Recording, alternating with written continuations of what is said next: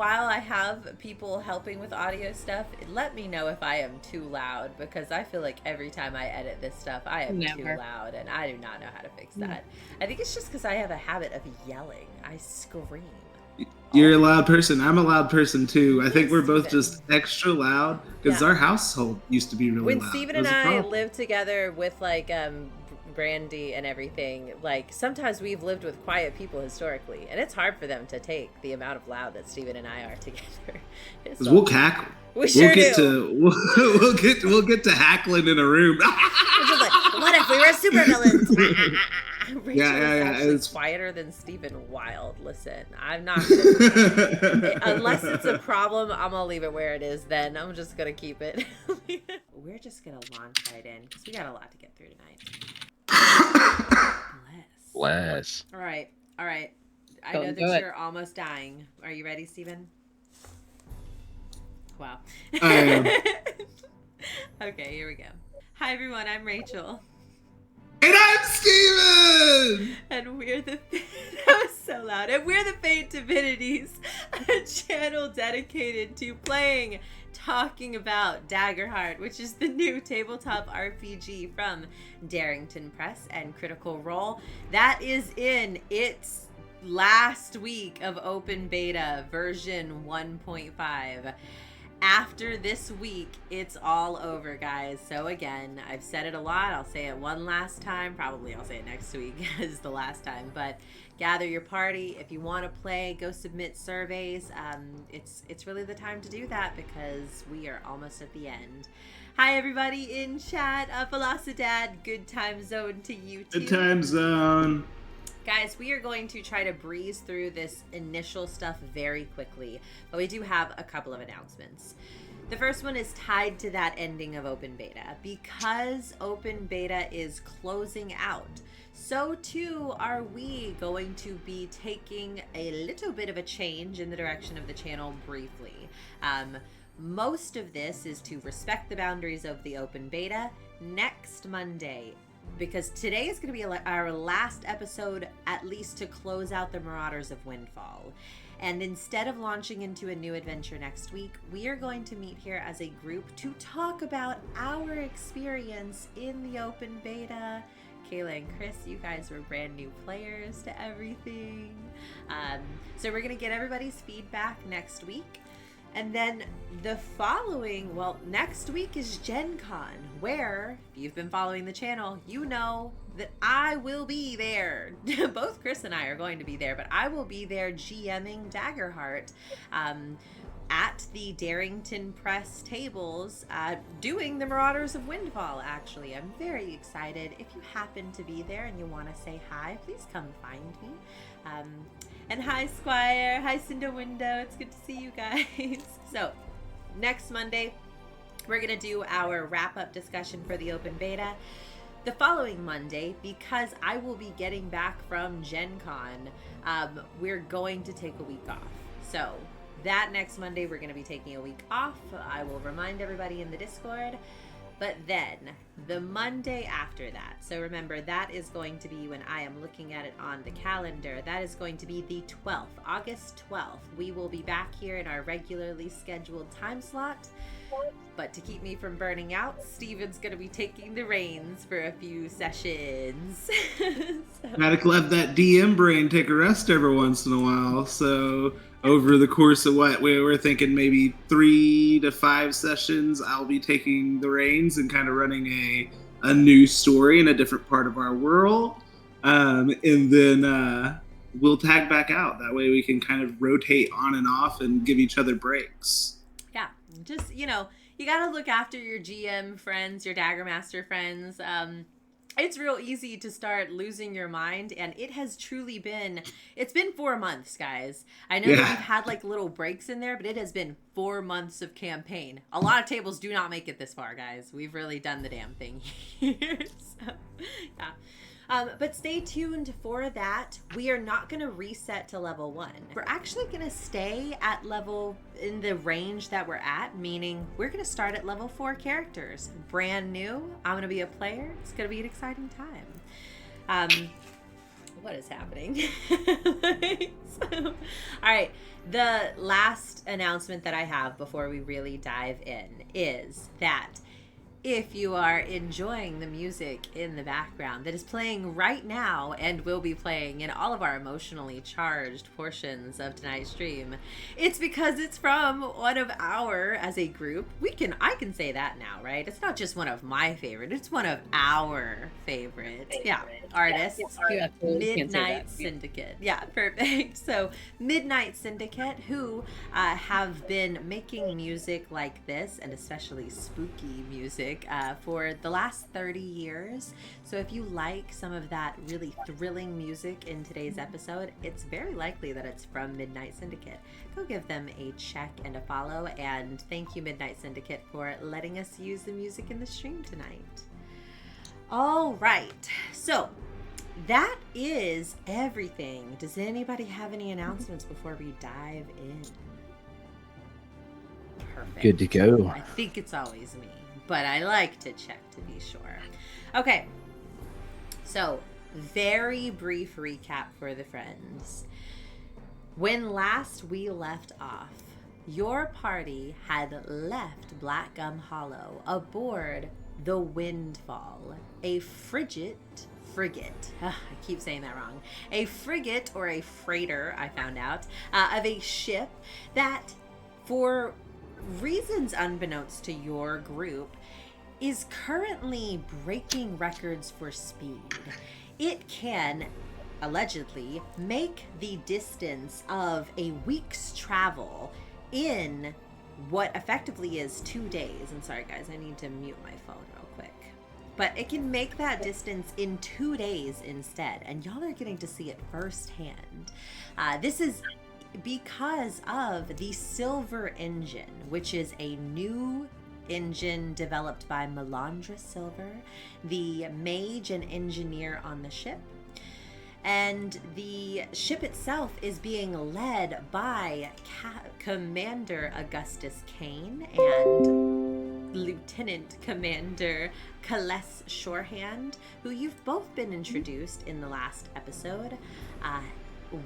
Just before a wyvern attack ravaged the ship, your team helping to fend off two of the wyverns with Gimbo, meant that at the end of the combat, the commander himself had strode up to your group and invited you all to join him and his elite members of the crew at the commander's table for dinner this very evening.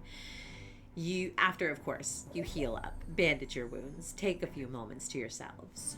You had all absconded to your cabin to do your short rest activities, and I'd like to, at this point, go ahead through our introductions of each person.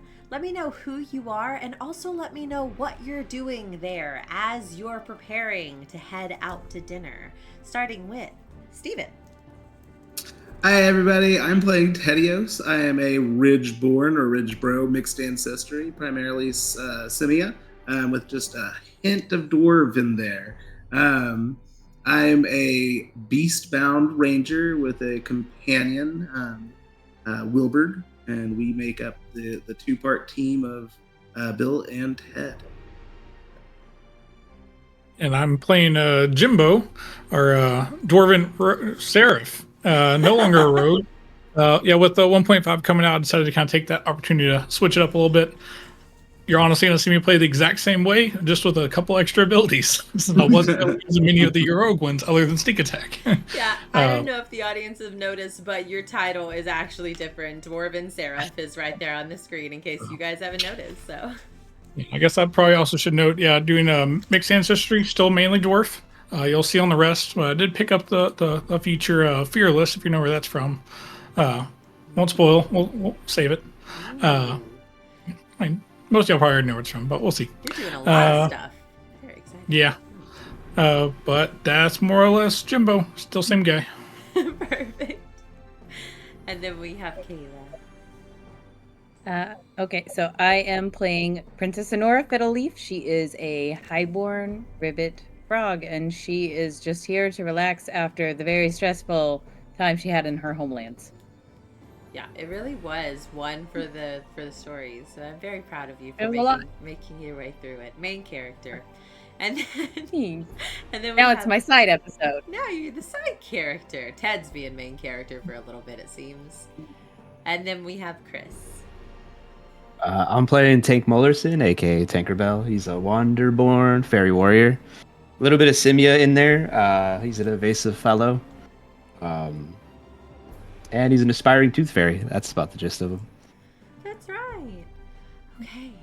And you guys are here in your cabin as you've, over the last hour, begun smelling foods preparing on the ship, wafting up to the floor that you're on. Remember that you guys are on the not floor immediately below the deck, but the next floor down. There is one final lower level beneath you that you have been forbidden to go to, which is of course the engine deck, because of course that's where the silver engine is. It's proprietary. You can't go down there. But what are you guys doing in these last moments as you're kind of all building the energy, expecting for any moment someone to come knock on the door and whisk you off to a commander's dinner? I would like to tell everybody and give them a rally die, to mind their table manners and keep their elbows off the table and don't embarrass me. And I'm telling them which forks mean what. Love this so much because y'all get your rally die. I need you to know, Kayla, that I played this exact adventure like last week, and I did the exact same thing as the bard in the group. Yeah. I was I'm like, the same person. no forks. So I gotta wear this napkin on my lap. If you want, yeah, sure. Or you could just not make a mess. That's fine too. Whatever is your preference. As you're like telling us like things, I'm like, and then I'll be like, and just try maybe to not upset anybody. That's a good rule of thumb when you're talking with people above your station. I had to learn that when I was a young lad. It's above my station, but okay, got you. Well, yeah. We were just hanging out with royals. Yeah. But we did cause a lot of issues while we were there. We solved things. Caused a lot of issues. All right. And the corner your takes rally dice is a D6, right? Yes, that is correct. Okay. Yeah, Tank's just doing push-ups in the corner of the room so his arms look big when he's at dinner. Okay. Yeah, Ted would groom himself a little bit, like. The bugs still up though? They are always kind of up, but he tries to hide them underneath his like straps until he needs to like have them come out. Okay, great. So he just is shooing them into their hiding places. Perfect. Oh, I forgot to ask though, how is everybody doing like on hope and stuff like that? Hopeful. Everybody's good? Okay. I think we Because I got some spiders on a stick that are just itching to get passed out. That's right. You do have those. Is right. Well, I mean, like, if anybody wants to have a little pre-dinner snack, you're welcome to have that. But if not, I need a midnight snack. There you go. That's true. That's a good point. I will say, because again, I know that Ted and Gimbo, you guys both have the highest instinct at our table, which is still not very high. But I think that I'm going to give this piece to Gimbo. Oh, wait! Oh, that's right. Jimbo, I have no idea what all of your stuff is anymore. My stats are the exact same. So it's a +2? Your instinct is? Wow. Yeah, okay. it's been that. Yeah. I was going to give it to you anyway. You do notice, and I was going to give it to you because Jimbo, of course, as we recall, is afraid of heights.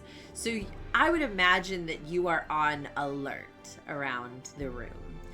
You do notice, now remember that where your cabin is located, you are 2 floors down, but directly underneath that arcane crystal. I was leaning on the window trying to look up at it. Exactly. I'm going to say that at one point you notice in the corner of the room, fairly well hidden, it was a pretty good renovation job, but you can actually see that someone has covered what looks to be a kind of cylindrical area of tubing there in the corner, as though it were going to connect something below to something above. But it does look like it's purposeful, because I am watching for any holes. I don't want us to have a leak in this boat. I don't want us to, bring on air and start sinking, or however it works. Yeah, no action roll needed for that one. It looks well and properly put in place. Like it's definitely been sealed correctly. All right. I'll just kind of go poke at it. Yeah. Give it a hello. It doesn't respond. Not all these tubes and tunnels work. That's how the phones work, Yeah, that's right. Yeah, that's how the phones work. Absolutely. Yeah. And as you poke at it, you do feel that it gives. It's not a solid metal thing. It's actually kind of rubbery in nature. You can, if you'd like, you could give me a knowledge check. Oh yeah, I'm real good at those. You got it. Coming up. Roll for Lee. Okay, this is that's a 17 minus 1 to 16 with fear. Oh, excellent. So I will be taking one of your fear tokens. I'm gonna take this nice yellow one for a lily-livered, yellow-bellied. No, I'm kidding. Whoa, now. But that's pretty high. I'm going to say that with what this casing is, you've come into contact with these kinds of things before, because again, Gimbo is still from a mining community that dug up, excavated a lot of these kinds of crystals. And these crystals that power things, sometimes you can run certain conducive wirings and things like conductive wirings rather, that help to channel and divert energy from one location to the next. It'd be impossible to tell based on this structure whether it's going from the crystal down below or the opposite, but certainly something is happening there that is being utilized in a electrical capacity. Guys, we got a rubber hose in the corner. I'm gonna put my finger in it. Okay. All right. You're poking your finger in it. Okay. Go ahead and make a. It's gonna zap you a little bit. I don't think anything too bad is gonna happen here. So again, we're not gonna have a roll or anything. But I will say that as you tap into it, and your finger pushes a little farther in, the rubber is firmly encased, so you can't actually dig too far, but what you can feel is a rush of kind of energy that zaps you just a little bit, not unlike electricity. And you all see as Jimbo's hair kind of just a little bit like somebody's rubbed a balloon on his head. Hey, Tedeos, come put your finger in this hole. Okay. Maybe don't do that. Maybe Kinda don't. look at it a little bit. It didn't do nothing. Fantastic. Can I As your hair is standing up, it didn't do anything. Liar. Can I dig my finger not into it, but try to pop it out a little bit? Sure, you're trying to pop it out? Absolutely. Okay. You try to pop it out. At this point, you hear a knock at the door. Thank God. Everyone decent? We're just putting fingers in holes. As you say that, the door opens just, and standing there, having pushed the door open, looking at you both there with your. Please step away from that. It's of great importance. Oh, okay. What is it? It's part of. It's proprietary. Are you Just all put ready? a sign up. All right. Are you all ready for dinner? Yeah. Mm-hmm. Yep. Ready to go. Yep. Everybody Got my away from eating the shoes hose. on. Follow me, if you will. Squire saying the hose is a mimic and bites your hand off is so perfect. I absolutely love that. And now we are going to go ahead and move over. So, I will say the last thing as you're exiting this room. So in our last episode, you all took your own short rest actions. But the GMs in 1.5 get a short rest action as well. And it specifically gives me a fear token. So I'm going to be taking Ted's. Oh my. All right. As you're going down, I do want to ask the group, have any of you heard of Captain Calliope of the Pirates? Any stories at all that any of you have? Of a pirate? Mm-hmm. As a group. Would they have been in any of Anura's romance novels? Do you read modern literature? Like modern time romance is what she reads? Absolutely. It's got to be romance. Okay. If she's not reading it. Yeah. I'd say sure. Absolutely. Yeah.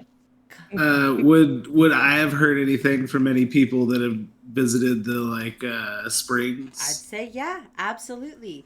I'll give you a little bit of context as you're walking, following Kalesh Shorehand down these hallways, that Calliope Crimson has been making a name for herself in the skies of late.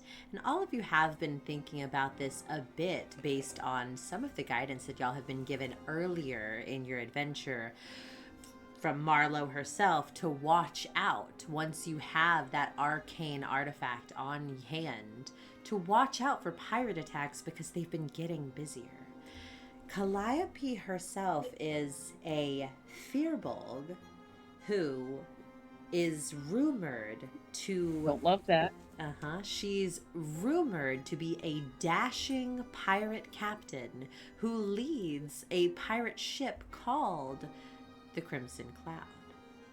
So, Anura, from your reading, what was the book about? What is Calliope painted as in that book? We don't know if it's true or not.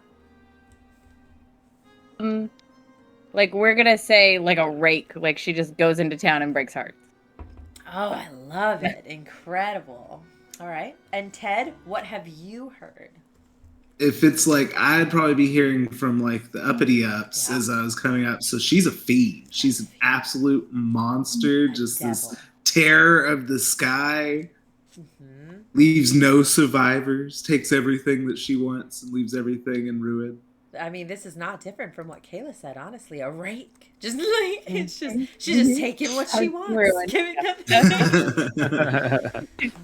All right, perfect.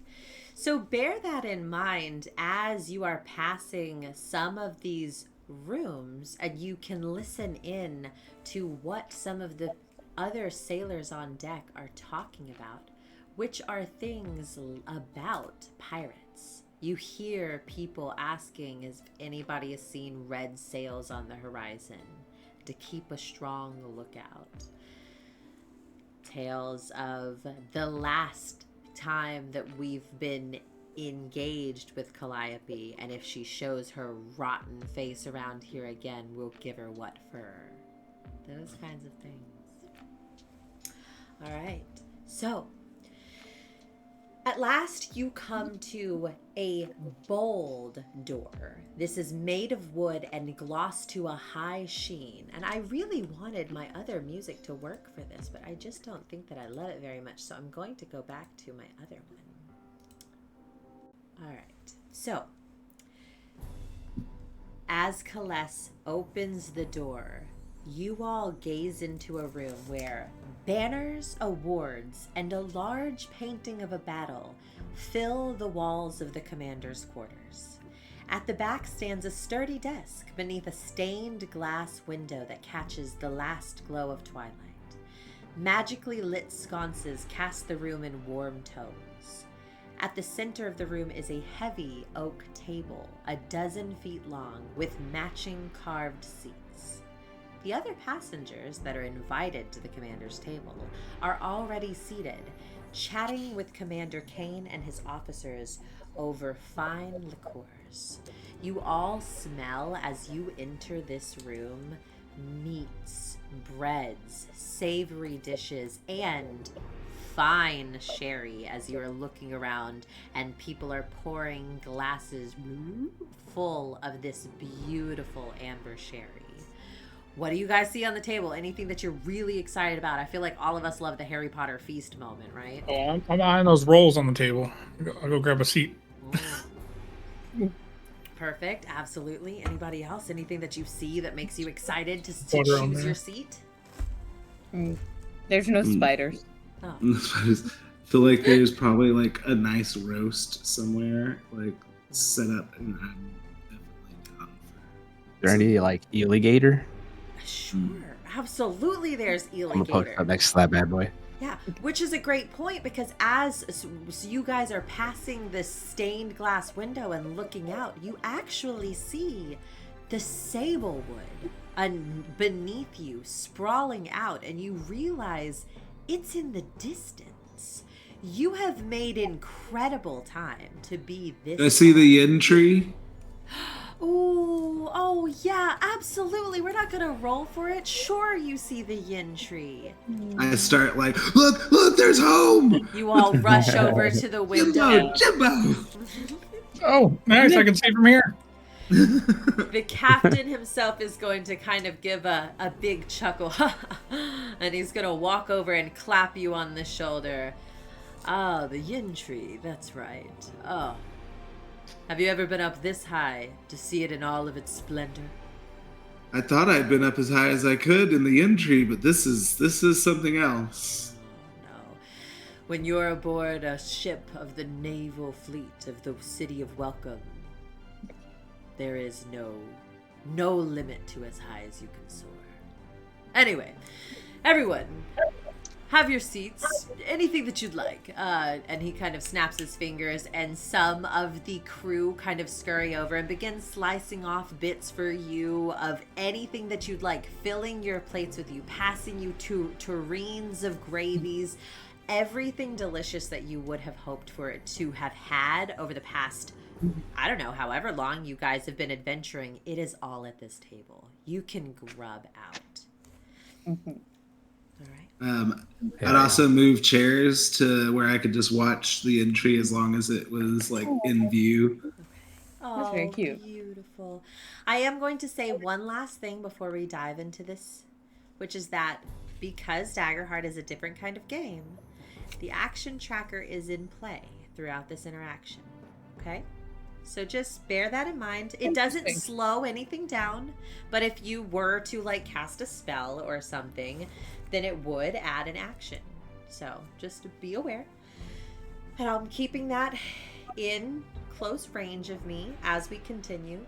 So you have your heaping plates, and around the table, remember that there is not only Augustus, Commander Augustus Kane, seated there, and he's more interestedly watching your party as your plates are being filled.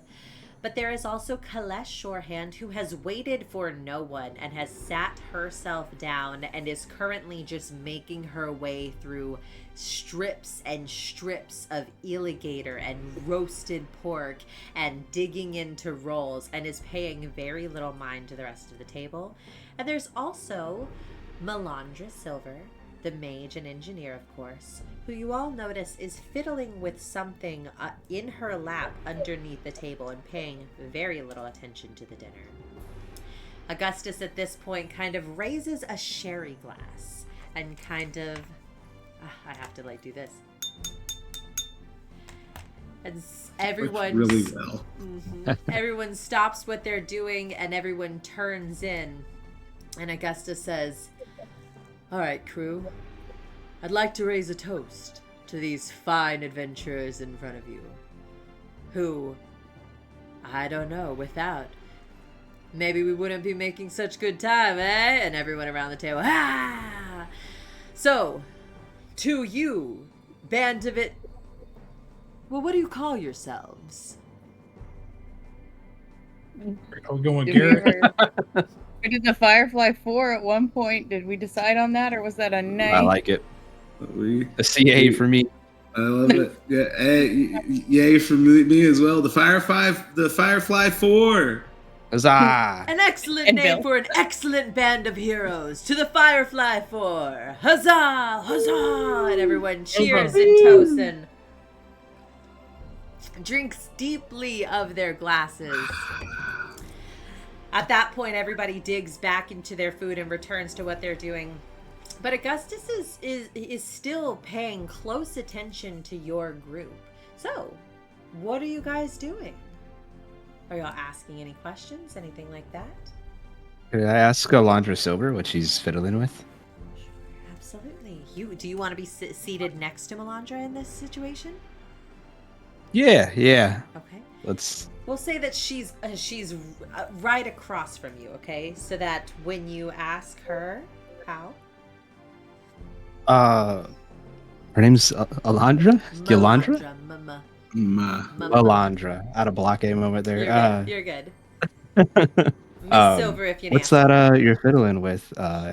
She kind of stops and and she tucks a piece of hair behind her ear. Well, and she kind of looks for permission, you notice, from Augustus, Commander Kane, before going and raising what is a circular golden apparatus. And you see that it is inscribed with various lines and dots around it. And she gets a nod from Commander Kane. We're not sure. We think that perhaps it is a map. If you're to be traveling with us to the Ginekos and Jags, then perhaps you if we're able to unlock it, then you will know anyway. There's legend of a pirate treasure in the Ginekos and Jags, and we'd really like to be the first people to discover it. However, I can't quite. And you see as she's kind of holding it and twisting it, she spins the middle of it around and it bzzz and begins whirring and lights up a little bit of a gold. Her fingers kind of push a button this way and twist the bottom this way. I think I've, and then it kind of sparks and collapses back in on itself, and she's and like slams it there in the center of the table before Augustus Kane says, whoa, easy there, Melandra. Listen, you don't wanna break the damn thing, do you? She says, if even for someone of my intellect, I think it would take weeks to uncover this stupid thing. Well, Melandra, we don't have weeks. Is it fragile? No. Well, I mean, no, I wasn't going to suggest that. I was going to suggest, like, what if we make it into a drinking game for dinner? We take a turn, take a shot. If you don't get it, you pass to the next person. She's going to kind of smile. Sure, why not? It sounds fun. I'm sure that just anyone could figure out what has been my work for weeks now. I'm certain. Absolutely, go ahead. And again, Augustus gives her like a very stern glance, and you see her kind of pipe down and start fiddling with some green beans on her plate a little bit aggressively. But yeah, at this point, the ship shifts a little bit, and the ball actually begins rolling, and anybody who wants to grab it could. Anybody. Go for it. Mostly, I just want to sip of my drink. Sure, absolutely. Lysambra says, here, but DMing my PF2 game. Go get him, team. Thanks, Lysambra. Yeah. Give it up. Tank's gonna open it with his beautiful muscles. Yep. If nobody's grabbing for it, that's okay. As the ship rocks back and forth, it will roll across the table and back. Go ahead. If Tank was want to give it a shot, go for it. I'll try it. I'll try it next. Yeah, I'll try it eventually if it gets around. Okay. All right. So you're going, Tank, were you trying it? Is that right? Yeah, I'll say I love treasure hunting or the idea of it. Okay. Oh, I love that. Okay, absolutely. So then you can go ahead and pick it up. And again, the interesting thing about this is that it is ice cold. Like, as you lift it up, it is incredibly cold to the touch. And where your fingers press on it, actually just faint bits of electrical energy that hit your fingertips. You're looking at it, and it is a labyrinth of, again, lines, little buttons that move and sway. But you're certainly able to make out some things about it.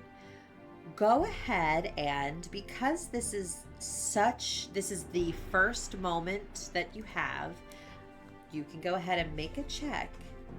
Yeah, I don't think that there's anything about doing it at disadvantage or anything. Go ahead and make a knowledge check for me. Knowledge, oh. Would there be any way that I could spend a hope and give him advantage, just like look over and like tell him something? You know, if I saw something on Absolutely. Yeah. You got your rally I dice. also use tickets to the gun show and use the beautiful muscles that Dream Screen was talking about. Sure. And if you're using those beautiful muscles, then I'm going to let you invoke finesse instead. Ooh. That's better. That's better. All right. I get cat's walking.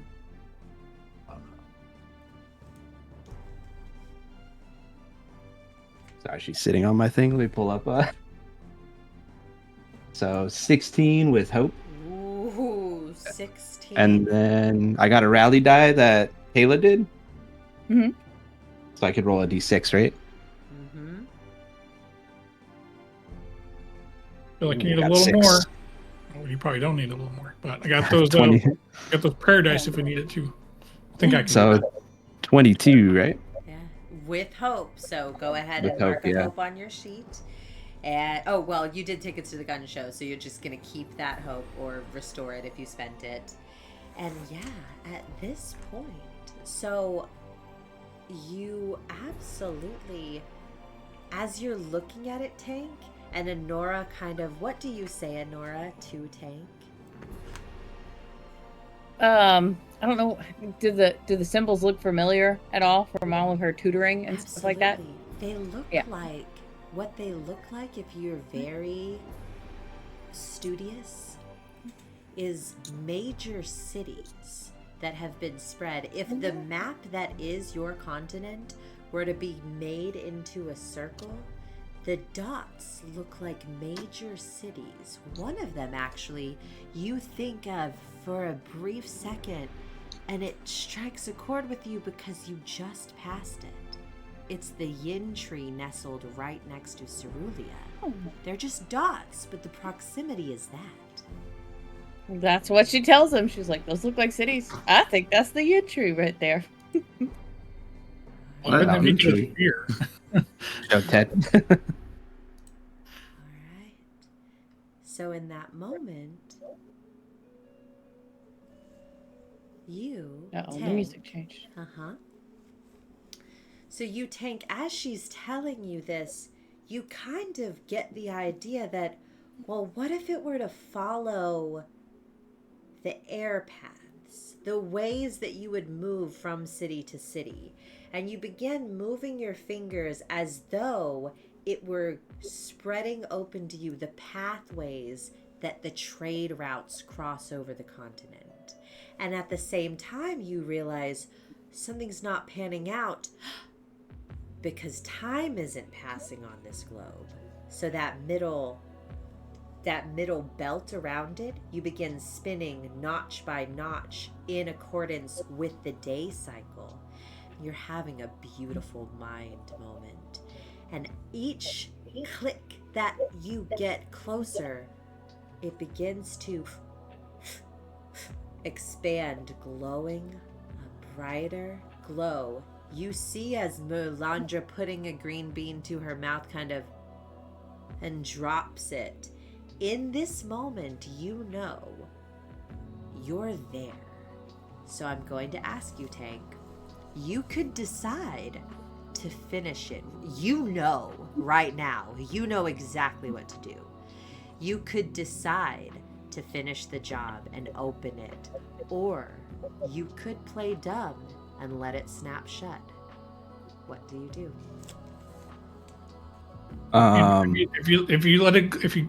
If you finish it, we don't get to drink. Oh no, you gotta drink your whole drink. That's how it goes. Don't threaten me with a good time. I don't think there's any downside to finishing it, right? No, I think it's only if you want to keep it as leverage for some reason. But are you that kind of character? It's just I'm pretty dumb. You'd There be you go. completing this lady's last 2 months of work, which is kind yeah. of disheartening to her, but Fine. Just, You should have tried better. just she's an NPC, right? Yeah, Who cares about her feelings? I feel like I'm on I'll a remember that. boat Okay. and I'm watching the person I'm not who the one made the doing boat. it. I would like to say for a moment that this scene is inspired. So the designers of the Windfall, the Marauders of Windfall, are Michael R. Underwood, who actually I have some contact with in certain areas on Twitter and stuff. Spencer Stark, but also there are a few other people, and they've referenced as one of the things Treasure Planet. If you go back I thought that immediately with the little thing. so I have really taken that here and built it out because this is that exact moment. So Tank, you're letting it unfold? You can. I'll say let's roll a dice, I guess. Anything higher than 3, we finish it, and anything lower, we'll Rolling a D4 or D20. What's he rolling? D6. I got a 1 out of the D6, so I guess we're playing dumb. Okay, all right. So in that last moment, you kind of look at Melandra and you can see that the entire room has stopped what they're doing. And they're all leaned into you. You actually see on Commander Kane's face a look of lust or strong desire, greed for the thing that's happening there in front of you. And in that last moment, instead of flicking, as the entire room begins to glow with a blue sheen, you fumble. But because of that, I'm gonna need you to make a presence check for me. To You got a drink. to showcase if they believe that you accidentally messed it up. What's your presence at? Can I ask Quick you roll that? muscle check. Mm-hmm. Presence +2. Oh yeah, you're good. You're good. Not You too don't bad. even need for you. help. And Nora's like, oh, I guess they weren't cities. Got tickets to the gun show it again? Distract everybody with their muscles. They're looking at his I muscles, think in Rachel. this specific situation, I'm Or- not going to let you take that one. If you have an alternative. I have a spit and chiclets one, which I got for hockey players losing their teeth to Faerie. What if I act like I'm choking on my food? Oh, I will give that to you. Absolutely. Yeah. All right. 100%. Cool. And this feeds into the presence check. 100%. Let's go.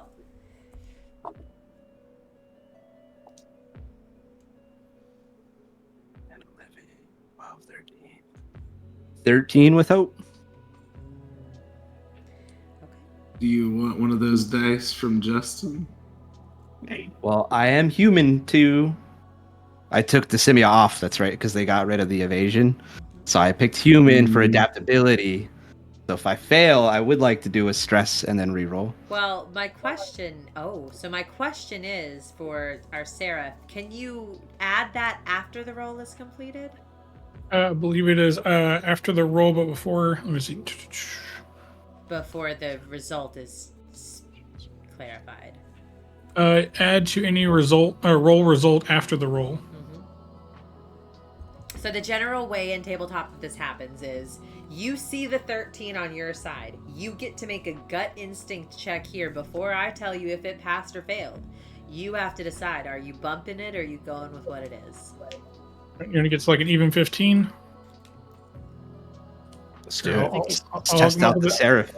I'll come up with the 2 die. Got my 1 and 3 on standby. Jimbo's like, Stop choking! Like fear in his face. Gimbo 2.0. Drink this! Yeah, just gotta carry on that. Oh, You gotta oh, drink yeah. now and grab his drink and just shove it in his face. And, yeah. So I was rolling for a presence check on the part of Melandra Silver. So as it falls, as in that last moment, you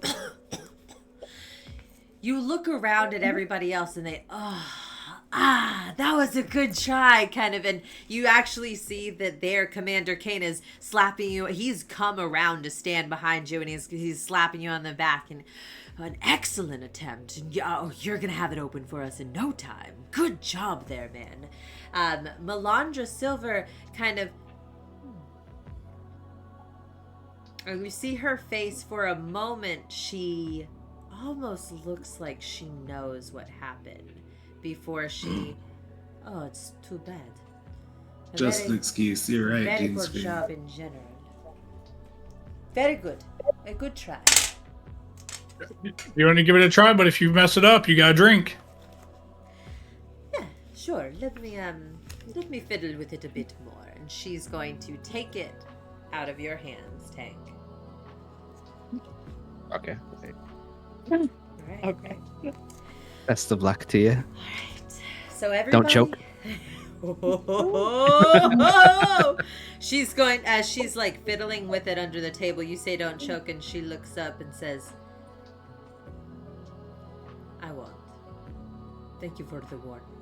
And she looks back down at her lap, and you notice that she places it in her lap, but then she continues to eating with almost a smirk on her face. Seems like you might have helped her figure something out.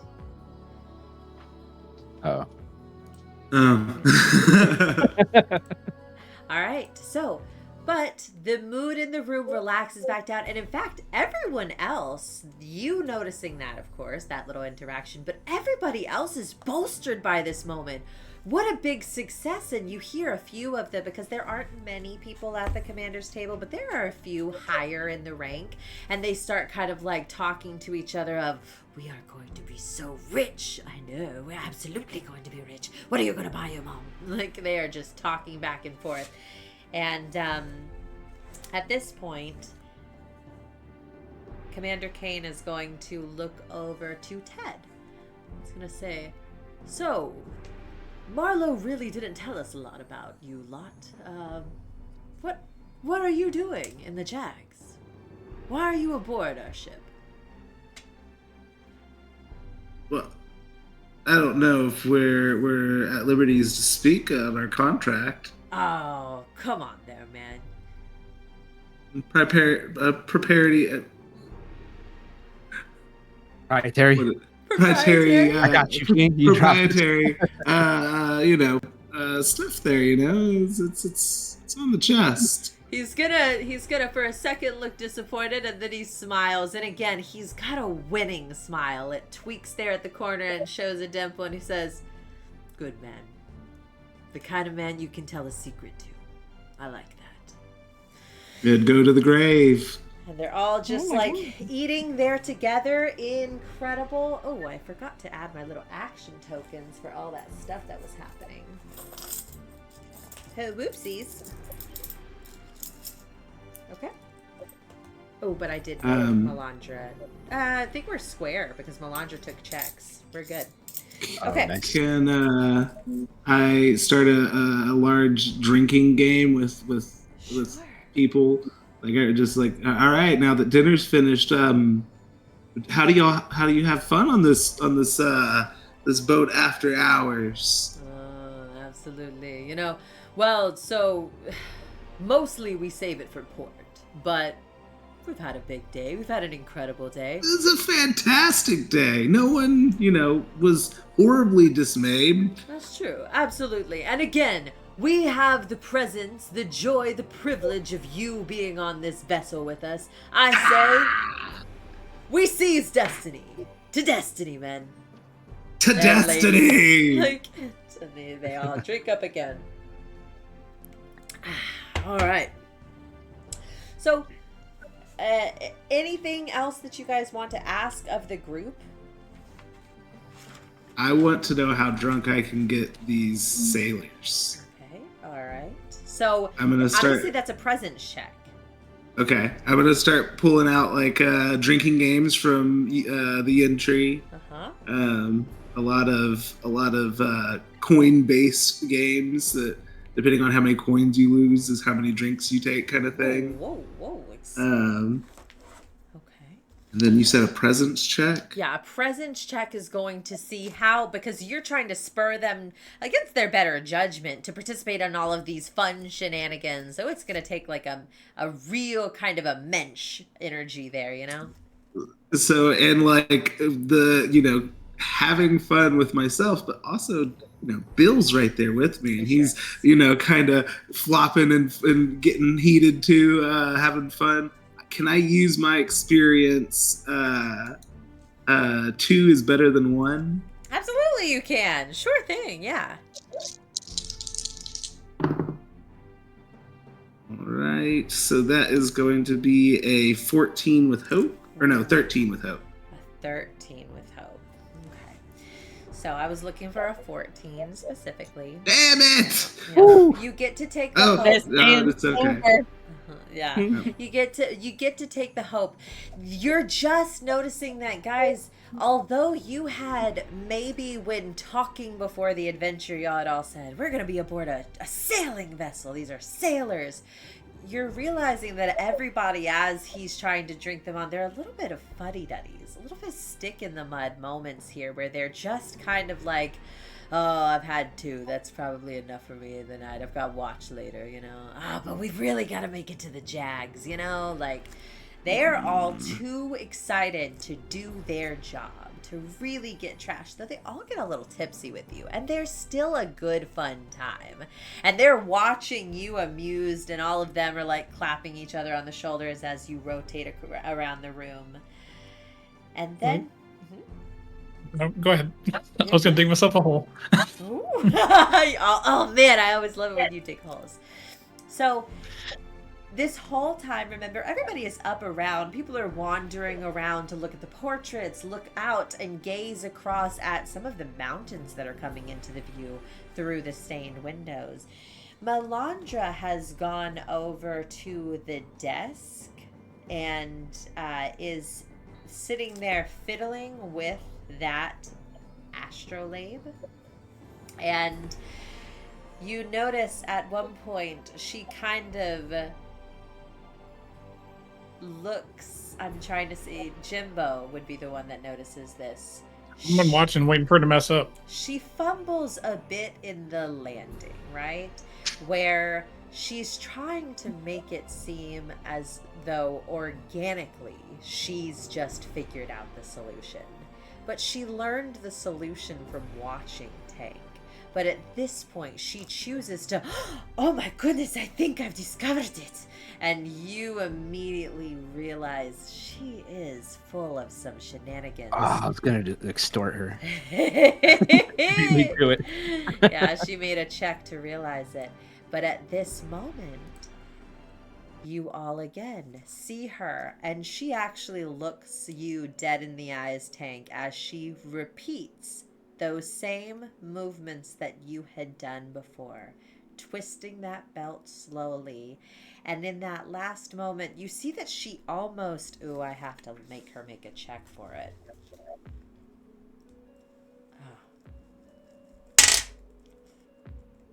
Oh man. Okay. I rolled a natural 1. So she's doing it, and she's again saying how exciting it is, and oh, I've got it. And in that last moment, she fumbles, and it drops to the ground, and she looks up, her face turning bright red as it rolls across the floor to you, Tank. Would you like to finish the moment? At this point, I think we gotta finish it. She can't. You gotta do it, Tank. Don't let her steal your glory, Tank. You do not have to make a check. Go ahead. I was gonna say, as he's picking that up, I pick up a bottle and walk over to her. You fumbled this a couple times. I saw you. Drink up. She is Yeah. instead going to like draw herself up high, very bright red, and she begins to stomp towards the door as Tank, again, this time with assured hands, is flicking it, spinning it, just like he is in sync with these movements. And you see as it begins to crack open, blue light shedding across the interior of this cabin, as remember the sun has just completed. It's just a glint of light across the horizon at this point. Blue washes the room, and that sphere begins to lift on its own because of that spinning band in the center, a golden orb. And she, from stomping to the door, turns around, awe on her face, and everybody drops what they're doing to look as that gold begins to shoot across the room into little points of light. And it is, Anura, just as you had seen before. It is a map of the continent, although splayed around you. And you see that Commander Kane stands up and begins looking around at this star-filled room. You've done it. By God, you've done it, man. And he starts looking, and then you all notice at the same time a very small little beacon that keeps bloop, bloop, bloop, bloop, bloop, bloop, bloop, bloop, bloop. And you all follow your eyes and watch as Commander Kane walks to it and stares at it as though it's corporeal, and looking at it more closely would show him the thing that he's longing for. There. That. Melandra, that's where Captain Key's treasure is. We'll get it. We'll get it before Calliope finds it, I swear to God we'll. And in that moment, you all hear as sirens begin going off in the ship. I didn't do it. And all of a sudden, you are hearing loud noises from above and shouting beginning to happen as the people are starting to yell about an attack. Immediately, you see as Tank, the moment that you stop focusing on that orb, it slams back down and drops to the floor, rolling underneath the table. The blue wash gone from the room. The Tank, grab it. I try to grab it, yeah. She's important. In that moment, you all see Melandra is going to look at Commander Augustus Kane, and she flicks open that screen on her hand, but this time instead of a blue square of energy, it is a bright red square of energy, and she enlarges it, and now a red light is all throughout the room. In this exact moment, you can make a check. You certainly can. You can get it, Tank. Use those muscles. Little agility roll. Huh.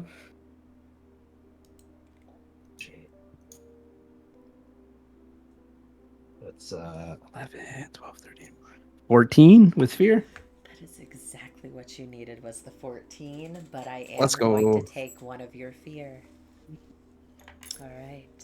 Worth it. That's not a reaction, right? That's like a That is an actual roll. action And I'm thing. putting Got another it. action on the tracker itself right now, but you can't. Now, I need you to go ahead and explain to me how you grab it. Do you just reach down and swipe it as quickly as you can? Do you duck I think under as a the fairy, table? he would do like a little like agility like roll, kind of like you do in like martial arts. His wings probably hit like some of the chairs and stuff as he's like getting under there. All right.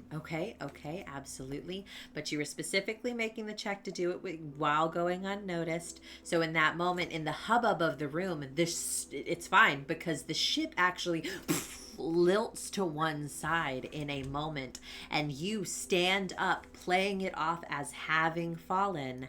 As that moment happens, you tuck that astrolabe into your bag. And then you are all looking again, now bathed in red, as what has happened in this red light is that it has made the walls of the ship itself transparent, and you are looking out into the sky at dusk itself. You can see beneath you Gimbo. It is a terrifying moment for you. Why would you build it like this?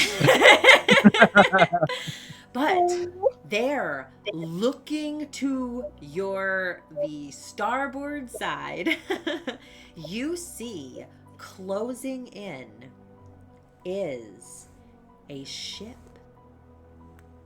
with red sails. Closing the gap. You know that you are on the fastest ship to have ever been tracked. So what a clever tactic to, instead of trying to come from behind, to actually be coming at it from the front and side to intercept the ship instead. In that moment, you all feel the ship lurch again as someone begins trying to turn the ship that you're on. It begins heaving and lilting to the side, but Calliope's ship, just full steam ahead, begins to also turn, Tokyo drifting in midair to meet with the ship. At this point, the commander himself says, "We've got no time to waste. Are you in, friends?" And he's going to look around to your group, and he's looking for you to acknowledge that you're fighting at his side. I'm in my tube. Yeah, I will kind of like bristle, like accepting what's about to happen, and I'm going to use my Ranger's Hope to spend 3 hope and increase my invasion by 1. It's a short rest. Sick! That's a new 1.5 feature, the Hope feature, guys. That's so cool. Yes. Amazing. Okay. Nice. Well played. All right. And one other thing I'm gonna do that I took at the update was I now have an extra domain card. Cool. And I took Natural Familiar. So y'all would see as like my bugs kind of spread out from where they were hiding during dinner. I also like reached like into my pack and pulled like a small kind of like thing out and unravel a like newly hatched 6 to 7 inch wasp that is like buzzing around me. Oh. So I spend a hope to summon a small nature spirit or forest critter to your side until your next short rest. You use the spell again. If you spend an additional hope, which I am, I'm going to spend 2 hope here, that familiar can fly. As long as that familiar is within melee range of me, I deal an additional 1d6 physical damage. Wow. Okay, is that an action? Oh yeah. That is. All right. I love summoning builds. Let's go. Yeah, it's so cool. You have spiders just following you around. So, Commander Kane, in this moment, as you just like let it fly up, he's going to he's going to reach out to the 2 that are closest to him, which are going to be Ted and Tank, who he has formed a pretty strong bond with over this last like day.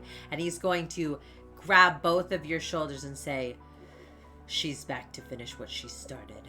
And you notice all that he does have a scar that is still healing cut down his eye.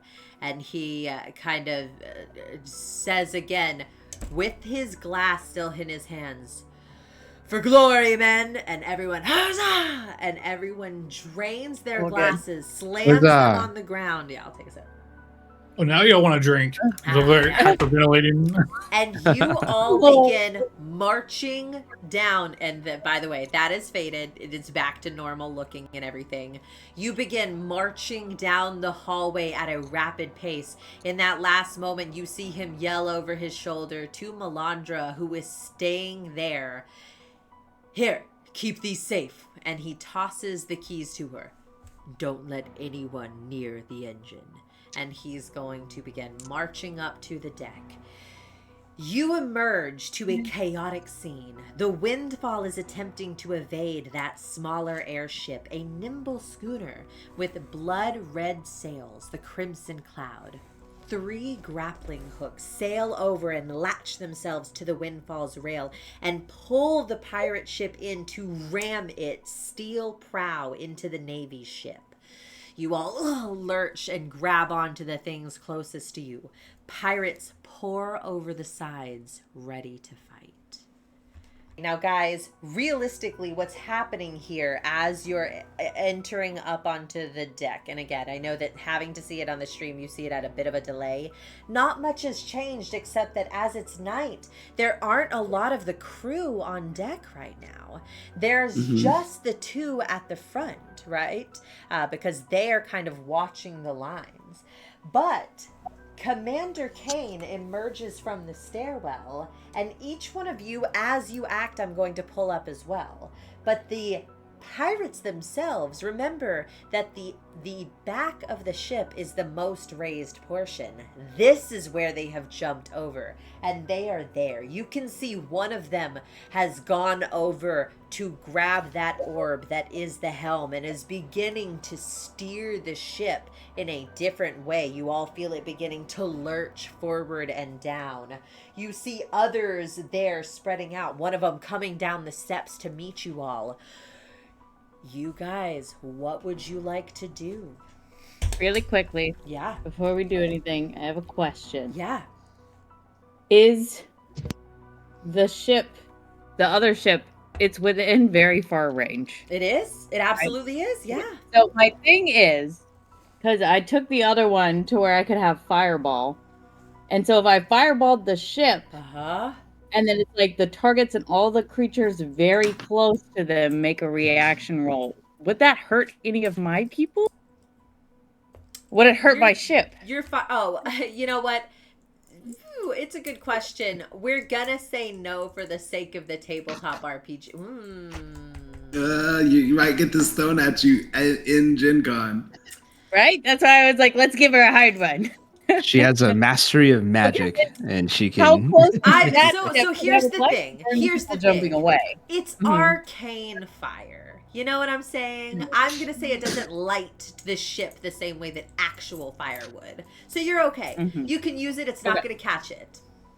Good question. And then throw that stuff at me, guys. Murder me. But it's not. She's also asking. It's not going to hit any of our like. It's not going to hit any of our people. Would it hit any actual pirates? Oh yeah. If you're throwing it, certainly, absolutely, yeah. Right now, if you're doing this, then I'm putting you at the top of the stairs, but nobody else has come out yet. So you run around Commander Kane as he's marching, and you say, "Stand back," and then you're gonna just, with your beautiful harp, right? Yes. Yeah. How does it look when you do it? Well, I mean, let's see if I even do it first before we see how it looks, right? Yeah, absolutely. Okay. Guitar Hero, supercharged. So if it's a spell cast, though, does it go on? Do I get to add presence or anything like that? Yeah, spellcast roll adds your presence, and you can add anything else that you want to as well. I don't know if I could say, like, Swamp Princess is not her first fireball, because I think it is her first fireball. I think it is, too. This is a new canonically. thing for you. Absolutely, yeah. Go ahead. But I will probably, I'm going to add the rally dice to it. Yeah, absolutely. So, and others be thinking of what y'all want to do. You know, we're not going to go fast, but think of an axe. What was that? So I'm going to go hit a guy with an axe. Incredible. Go ahead, Kayla. Okay, so I got an 8 and a 7. It's a fear, but then I got a 5 on my rally, so that makes it a 20, right? Yeah, absolutely. 8, 7, 5. 15 plus 5 is 20. So, yeah. Okay. Does that hit? Yes, it will absolutely hit, and you're going to target right there in the middle of that aft deck. So right there in the middle of all of these pirates, they are all going to have to take this. And that is so going it to says pass. the target and all creatures very close to them make a reaction roll, and it has 12 in parentheses. So that's what you're trying to beat. A 12 in parentheses. Okay, so I'm going to roll for all of them with just one. This is how a lot of these things work. Yeah. Oh, and a natural 18. Yeah. Okay. Yeah, guys. There's nothing to add to it, but it's a natural 18. So. Okay. So on a success, they still take half damage. Fantastic. Okay, so roll out your damage. So let's see. On a failure, they take. Okay, so it's a D8 plus 5. Does that mean that it does my proficiency? Yeah. Yeah, If it absolutely. says no number before the D, it's always your Yeah, proficiency. which at this point is 2, Which right? one is my D8? It looks like a It's the simplified double pyramid. diamond. Oh, yeah. okay, like- yeah. Okay. It's got 4 Yes, sides on okay, I the got top, it. 4 sides on the bottom. Yeah. Okay, so I got to do that twice plus 5. So I got an 8 on the first one, another 8, so that's 16 plus 5. 16 But then you plus just 5, take half. 21? Yes, Okay. but then you half it because you succeeded. Yeah, absolutely. So it's 10 effectively, Okay. rounded up usually, but it's 10. And Yeah. that's going to, in that moment, you hear, I wish that I could do that yell, and also, hi, Let's Ride, it's good to see you. In that moment, you're going to hear that as 2 of these dudes catch on fire so severely that they actually begin trying to find somewhere to put it out and throw themselves overboard. And in this dimming night, you can see 2 fireballs falling from the ship towards the ground, like that scene in Lord of the Rings in Gondor. And 2 of them have been destroyed. I'm going to say the one on the stairwell and the one that was on the helm destroyed. Okay, there's only 2 left in this moment. But you rolled with fear, so I'm going to go ahead and make these ones make an attack. They are going to both move, or the first one is going to closing the distance up to you, these 2. And then they are each going to make separate attacks. I'm not going to do their little minion thing. So the first one is going to do is nothing. That is a 15 plus nothing. Does a 15 hit? It hits me? Yes, it Okay. does. All right. So that is as he comes down and screaming, does 3 points of damage to you. That's one of the fear tokens that I'm returning to the pot. The second one, other fear token is coming down.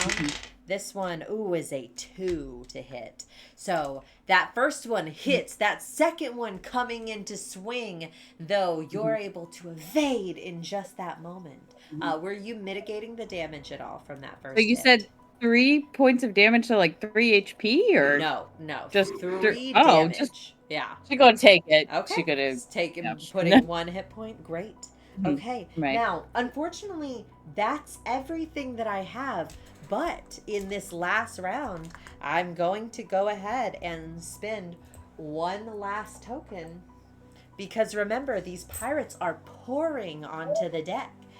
And as many as are leaving, more are just joining to fight at the side of their compatriots. And now the play will turn back to you guys. Go ahead, my players.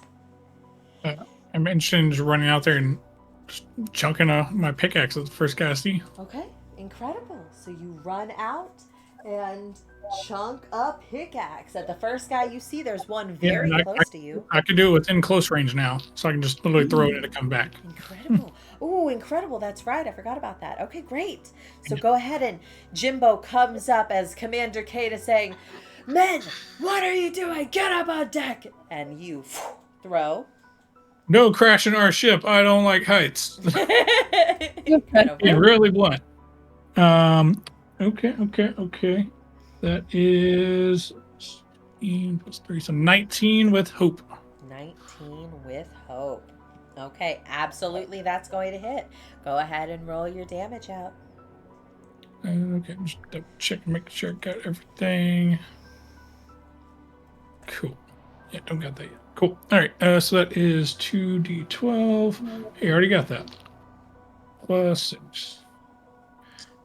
So that is 17 plus 6, so 23 points of physical. 23 points of physical. 2d12 Incredible. plus 6. That is going to, in that hit, because of the type of enemy that this is, you are going to see that this axe, actually, you fling it, and it arcs around and slices through 4 different of them.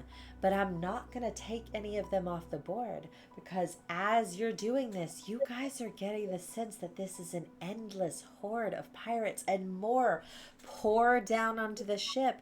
You can keep going, though. What are you guys doing? Who's acting next? Because that was with Hope, right? You've destroyed 4, but just as quickly as you're killing them, they are coming back. We need to disconnect the grappling things. Yeah, so we can try to do that. Do we see like exactly where they're like connected to our ship? Yeah, they have rammed right there at the edge of the back of the ship, at the aft deck, and they are pouring over effectively from the prow of their ship over. And at this moment, as you guys are all looking, you see that dashing Firbolg woman that Anura you've read of in your stories, and Ted you've heard about. As smoke is billowing from that fireball, she steps to the prow of the ship, a tricorn hat, red eyes, and a polished leaf amulet around her neck, steps up onto the prow of the ship and shouts, "Nobody has to die today. Just bring me the prisoner and we'll be on our way." And A prisoner? And at this point, yeah, are you doing something? What prisoner? Kane! Who of you enlisted to your aid this time? I'll finish you off and take that eye. And she's going to, as this moment, the pirates around her, I'm going to spend a fear. And they are all going to, I'm going to spend Ted. No, I'm going to spend one of Gimbo's. I like spending Gimbo's fear on this ship. I'm going to spend one of Gimbo's fear. And with her emboldening them, they all rush onto the ship. And guys, I don't have enough pirate standees for the numbers that converge on your ship around you. A solid 12 pirates there on the deck, and they are all rushing forward. You see in slow motion, though, as the actual crew of this naval fleet begin rushing up, and it is a whir of blades and screams and blood as people are just slashing through each other. You see this Firbolg woman, her coat kind of billowing in the wind as her pirates surge forward, jumping onto the ship. And in this moment, you see a rope that swings down from the mast that has been cut loose. She grabs it and swings, planting on the ground. And at this point, she actually jumps over the railing, down, landing there in front of Kane. And as she stands up, you see the rest of her pirates all, as Commander Kane looks up and snarls from behind him, some of the pirates a net around Commander Kane and begin dragging him backward in that moment as he was grabbing for something. Calliope and her pirates surge forward, the captain pushing through the melee and charging down the stairs below decks. Calliope. Commander Kane has drawn a wand that glows white blue with magic. Anura, this is a strange thing for a melee combatant to hold. Yeah, you said that, and I was like, what's he doing with why that? Do we have this? But before he can use it, a group of pirates hurl a net that envelops Kane and his officers, taking them temporarily out of the fight. Enraged, as Kane is being drawn back, he grabs Ted for you right there, grabs your arm through the net as he's being wrenched away, and he makes eye contact with you. Get down Romance. there. Cut her off. Don't let her reach the engine room at all costs, men. And he begins trying to cut through the net. Go! And he's waving you forward to follow. Are you guys going down? Yeah, Sounds like we're going to the engine room. Starts tearing ass because I'm assuming these hallways are kind of full of people at this point. At this point, very few of the pirates have actually come down here. A couple, but everyone else from the bowels of the ship. Remember, guys, this is a 30-hand ship. everyone is rushing up. You see the cook with like a hat that has been flung down on the ground and a pan in his hand is racing up to get in on the action. But you hear, as you're looking down into the stairwell, people flooding out, that people are as they're getting cut down by Calliope on her way down. How far is she from me at this point? You've lost sight of her because she has her. moved so quickly down these steps. Well then, yeah, I'm just I'll start taking off after her and trying to get to the very base of the ship, but I'll jump and kind of start, like, if I have to, climb up on top of the crowd and kind of like using the like wood and stuff around me, kind of climb and swing through to try to get past the crowd faster. Oh, incredible. Absolutely. Yeah. I'll say that. So before we really action in on that, for my group, are you guys following, or are y'all staying up on top of the ship? I want to follow. Yeah, let's all Following? go, right? I have a quick question. Yeah. Go ahead. Just to make sure I know what the hell is going on, Sure. right? She said prisoner. She tried to capture the Dimples captain. Yeah. Is that who that guy is? Okay, cool, Yeah. cool. Her crew, Okay. her pirates have netted him, and he's told you guys to follow her. But she has made her way down those stairs into the bowels of the ship. Any other questions, though? Yeah. For sure. I follow with Ted. Yeah. Okay. I'm hopping away. Oh, Chopping kinda over like these what- people. Yeah, this crew most of the group head down, look back to the captain's like, "You sure you don't need help?" Go! Go! Okay. All right. Okay, so you guys are following. Now, Ted, you are on her heels. Everyone else, you are following, absolutely. But Ted, using all of his Simiah, he is, a person rounds a corner and he kind of presses off of the hallway, leaping around and swinging around the hallway. You see Calliope, a storm of hair, her tricorn hat almost like falling off of her head. She grabs it for a second and makes eye contact with you. You narrow your field of vision and are just swinging through this hallway. She dips down another staircase and so forth. You almost at one corner grab the back of her coat as she dips down one last stairwell into what you know is the bowels of the ship. As you progress down, there is no light in this stairwell, and it does slow you down. You hear at the base explosive sound of gunfire, and as you arrive down there at the bottom, you see that a hole has been crashed into this door. Also, Velocidad superhero landing. Absolutely, we love a superhero landing. I have got the arms from doing it at tables for so many years, you know?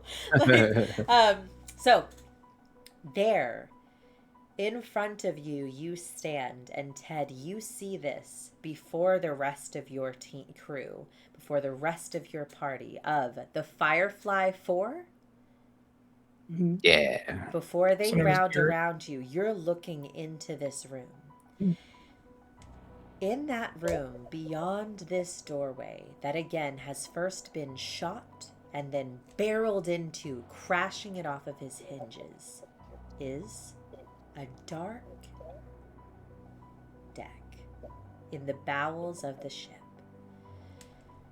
At the end of the hallway, you see another one of those crystals, glowing a bright blue. Before you is a strange magical contraption with tubes and crystals and a small weather vane connected to this crystal. Chained to the crystal itself is an exhausted and obviously malnourished Galapa, who stands there with silver cords wrapped around their head, waist, and limbs. Melandra Silver stands in front of the Galapa, blocking the pirate captain from reaching either the magical contraption or the Galapa themselves. Calliope Crimson threatens Melandra with a drawn cutlass in one hand and a blunderbuss in the other. The artificer frozen with fear, the keys jangling from her hip.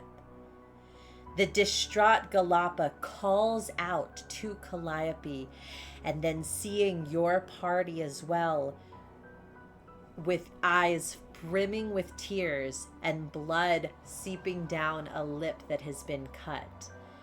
Please help my captain and get me out of this horrible thing. Wait a minute. There's a turtle? The turtle is the engine? The turtle is the fast engine.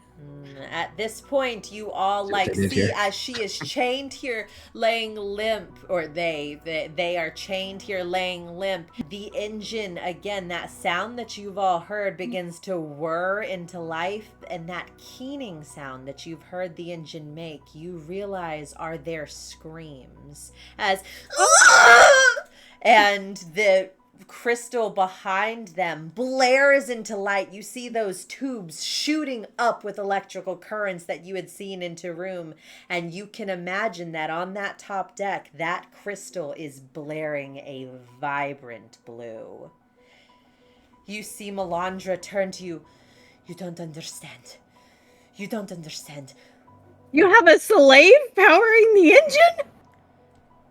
Anura, it's not a person, it's a pirate. It's a person. We are on the precipice of something great, something incredible here. You have to let me. This is my life's work. And you see that the captain actually smacks her cutlass across Melandra, and Melandra and turns back with a cut cheek. And the captain says, looking back at you, please.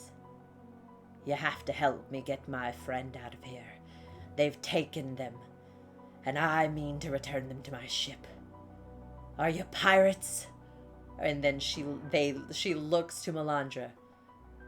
Or are you murderers?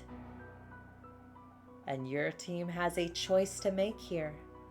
Who? This bitch. I hate slavers. Make an instinct check to make sure we're not getting played. I think Ted really turtle is slavery. 100% on the other side of this conflict here. Okay. What? She's a pirate. That bitch is a pirate, and she kills people on the regular. Wait, that's a turtle slave. We can That's stop a both. pirate. We can That's stop both. a slave. We can stop both. That's a Anura, prisoner. Yeah, That's a pirate. I would say no matter what, slavery is off the books. So that's a no for me, For dog. me. Yeah. For me personally. Hey, we can stop the murderous pirate and free the Galapa and put him in a regular prison. Yeah, that is fair. I'm down for Is there that. any kind of can we tell if they're lying? Because I don't want to be lied to, but so that's Nora, I had heard that you asked that, so you can go ahead and there is a reaction check in here. It won't add any hope or fear, but you can absolutely go ahead and make an instinct check. Oh, okay. and you gain advantage on this check. Okay. So what does advantage do real quick before I Just roll this add dice? Roll a D6. D6. Yeah. D6. Let me put that in there. And if you want to add anything to it, you're certainly able to. Okay. 7 and 6 is 17, 18, 19, 20, 21, 22, 23, but it is with fear. Okay. I don't know if Nope. that Well, counts. it's a reaction roll, so I'm Okay. not going to collect any fear from you. But Right. even though I'm not collecting that fear, Anura feels a fear deep in your chest She's scared. as you're looking. She doesn't want to make the wrong choice. As you're looking at them, you can tell that beyond what is happening with this crystal, beyond the fact that they are being used to power this arcane engine, they've been abused as well. There are scars across their skin, their face. They are malnourished. You can see the blood has dried there from repeated hits to the face. The engine does eat. Oh my god! Jim! Their voice And is Oracle. We should strained. call them Cassandra. Their voice is strained, but their eyes are defiant. They're beaten, but not yet broken, as this Golapa, holding on to that last shred of hope that they have with their rescuer in front of them, makes eye contact with you as you've stepped just slightly forward, trying to get a better look at them. And they land their eyes on you and say, "Please, they're monsters you don't understand. Please, don't let me die like this." You feel with that instinct check that there is sincerity here. Okay. Guys, we're not down with slavery, right? Correct. I love You're all Marlo. under- I know she called this No. ride, but Should have cut her loose already. she'll understand. Who will? Well, yeah. Marlo. Marlo. Marlo will understand, yeah, for sure. But Ted, you're over there like this. So are I you don't for think that she slavery? should be. I don't think she should be getting hurt or anything. But pirates are bad. I think if you surrender, Captain, we'll take you all in, and we'll get your friend out, and y'all can all just go be in jail together. And I'm not gonna leave this. I'm not gonna leave the turtle in the chain. No. I'm not either. No matter what, surrender or no surrender, like she got blood on her face, or they have blood on their face. Yeah. You should have released her already. This is war crimes right here. If I let this go War on for a crime. second longer, they'll just keep us here, trapped. They'll use us all this way. I'm getting her out of here, and if you're against Yeah, it, y'all can't be using people like this. This is disturbing and unnatural. It just feels wrong. Melandra looks shouldn't to be. you, Ted, and says, "You can see, you can feel the reason of this thing. We are going to change history, Ted. Oh, You God, said it Ted, yourself. you're on You the wrong side of understand what we're history. doing here." And she reaches Slavery sucks. out to you. "Please help us." Alondra, real You're quick. hurting people. Wait, what? That's okay, no Jim's better trying than to say them. something. They hurt people. Sorry. Hurting people is bad on all fronts, just so we're clear. Objective question here, Alondra. If we unplug our Galapa friend from this thing, does the ship immediately fall? Oh, good question. Good question. I mean, the There's other ship no I way assume to doesn't know. have. You cannot do this thing. It could The other absolutely ship fall. does the other ship have a You Galapa in there? You feel as the ship again takes a heavy to it and lilts to one side. And Calliope Crimson is going to say, "Enough of this. I'm getting my friend out of here, and if you're not going to help me, I'll do it myself." And she is going to immediately take an attack on Melandra at this point. So let's go ahead and roll that out. So I'm How sending close is Alondra?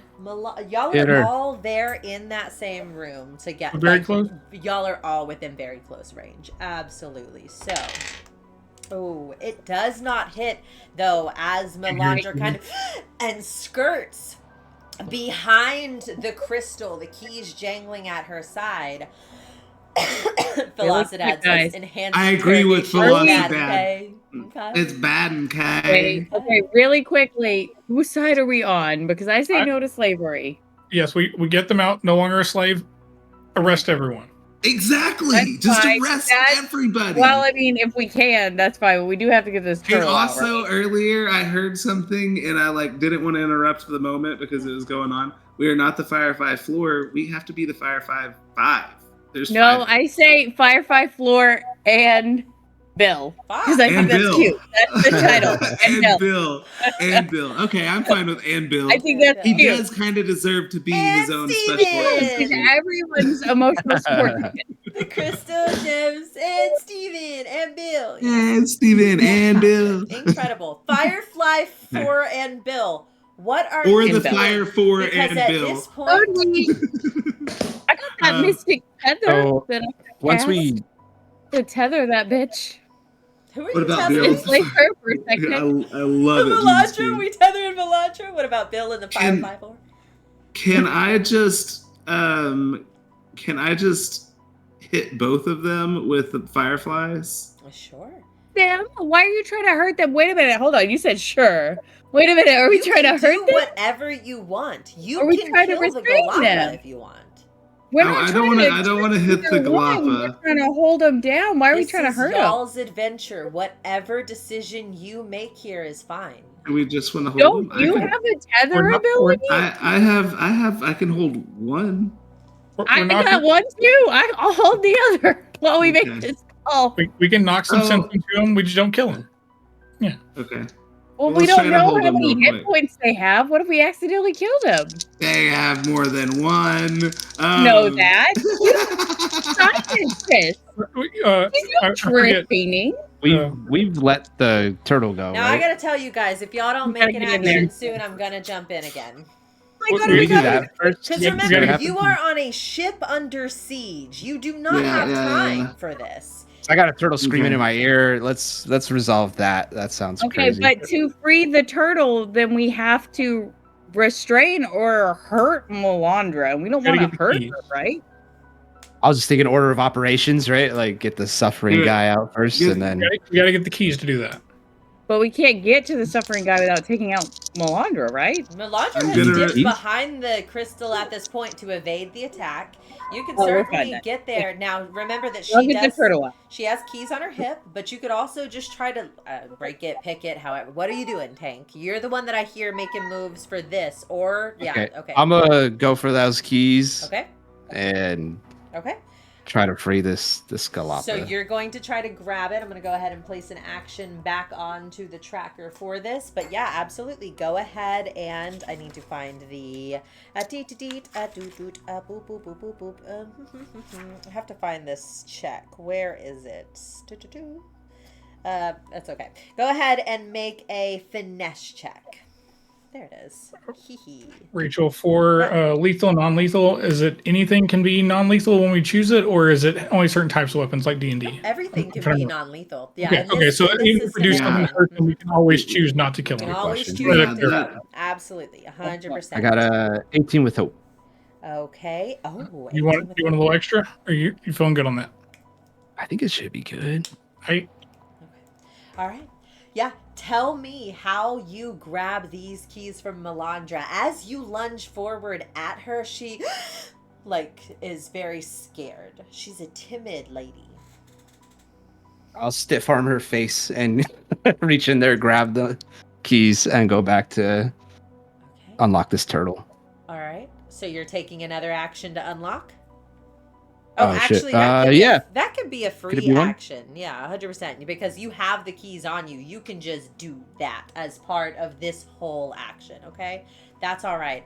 So at this point, there is an arcane energy in front of you in the shape of a small lock. It's not actually corporeal, but somehow that key still... And... the chains restraining the Galapa are now down, and you see that they drop to the ground there. But they are still connected to all of these wires, and Melandra is going to step forward again and say, please, you don't understand. You cannot disconnect them from the device. How do we disconnect her then?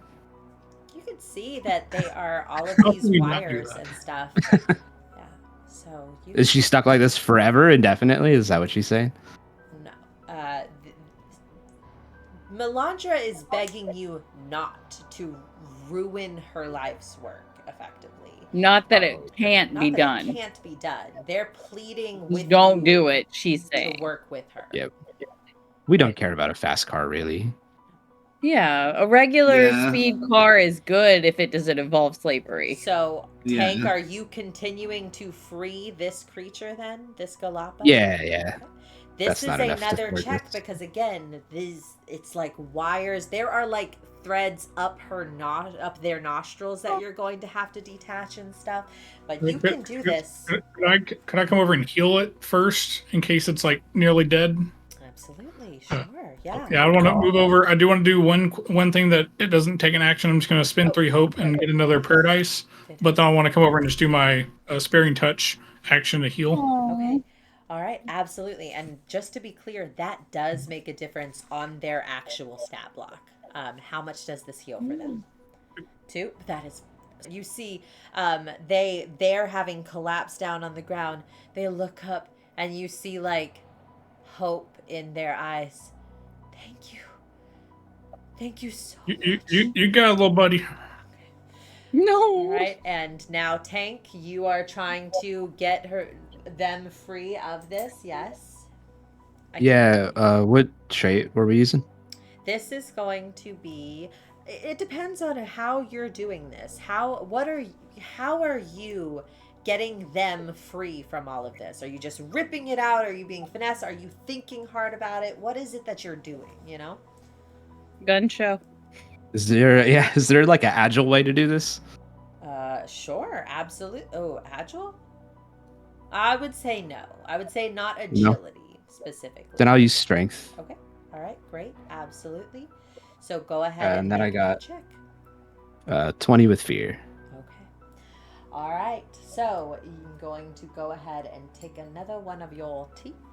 No, I'm not.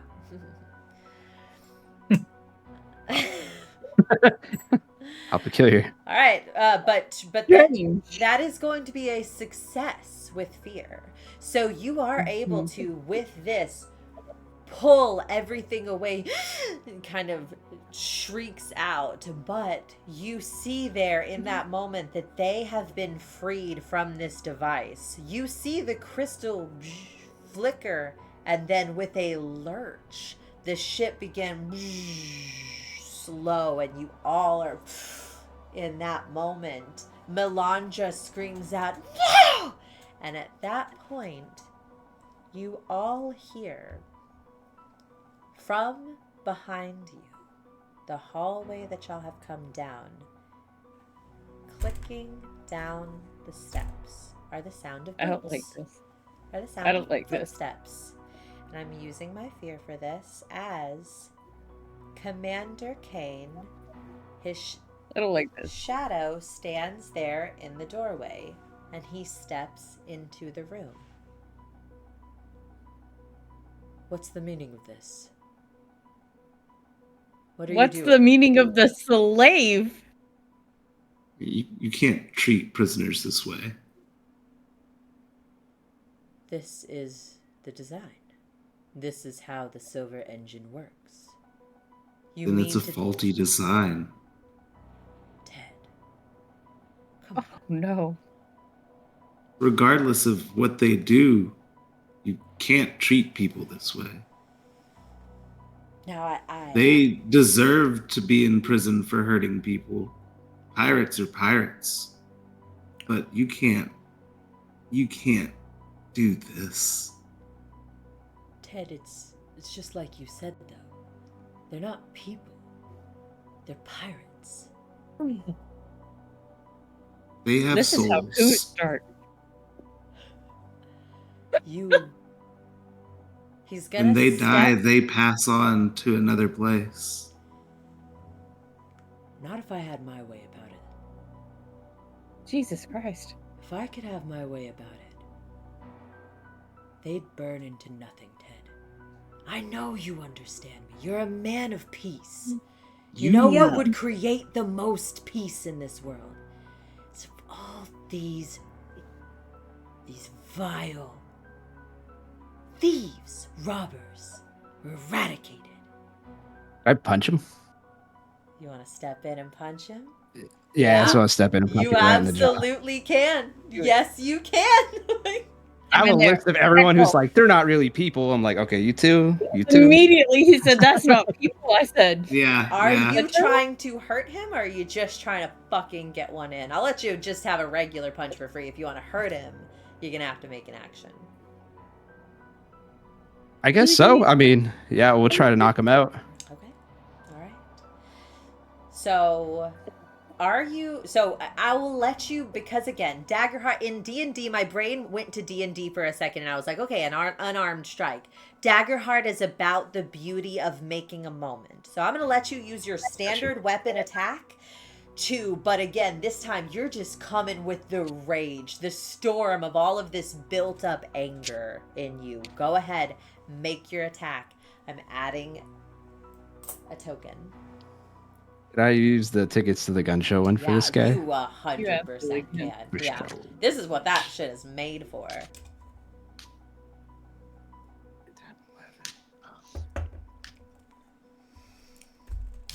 14 with hope. Ooh. And if it misses, could I use the what's it called? The human trait? Yeah. Mm, To reroll. Oh, to what reroll was and your mark a roll? stress.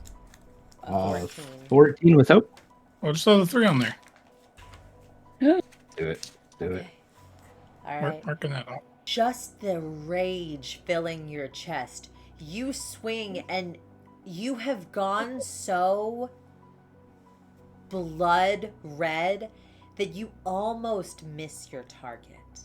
But in that last moment, your friendly Seraph, you feel hope inflame your chest. This isn't just a punch. This is punching Nazis. You know, this is Pretty much, yeah. this is saying no to slavery. This is saying no to tyranny. This is saying yes to humanity. And that fuels your hit, and it lands. A 14 would not have hit. A 17 does. His difficulty is a 16. Go ahead and roll me out some damage. Bless our new Seraph buddy. Yep. Bless him. And so 2d8s.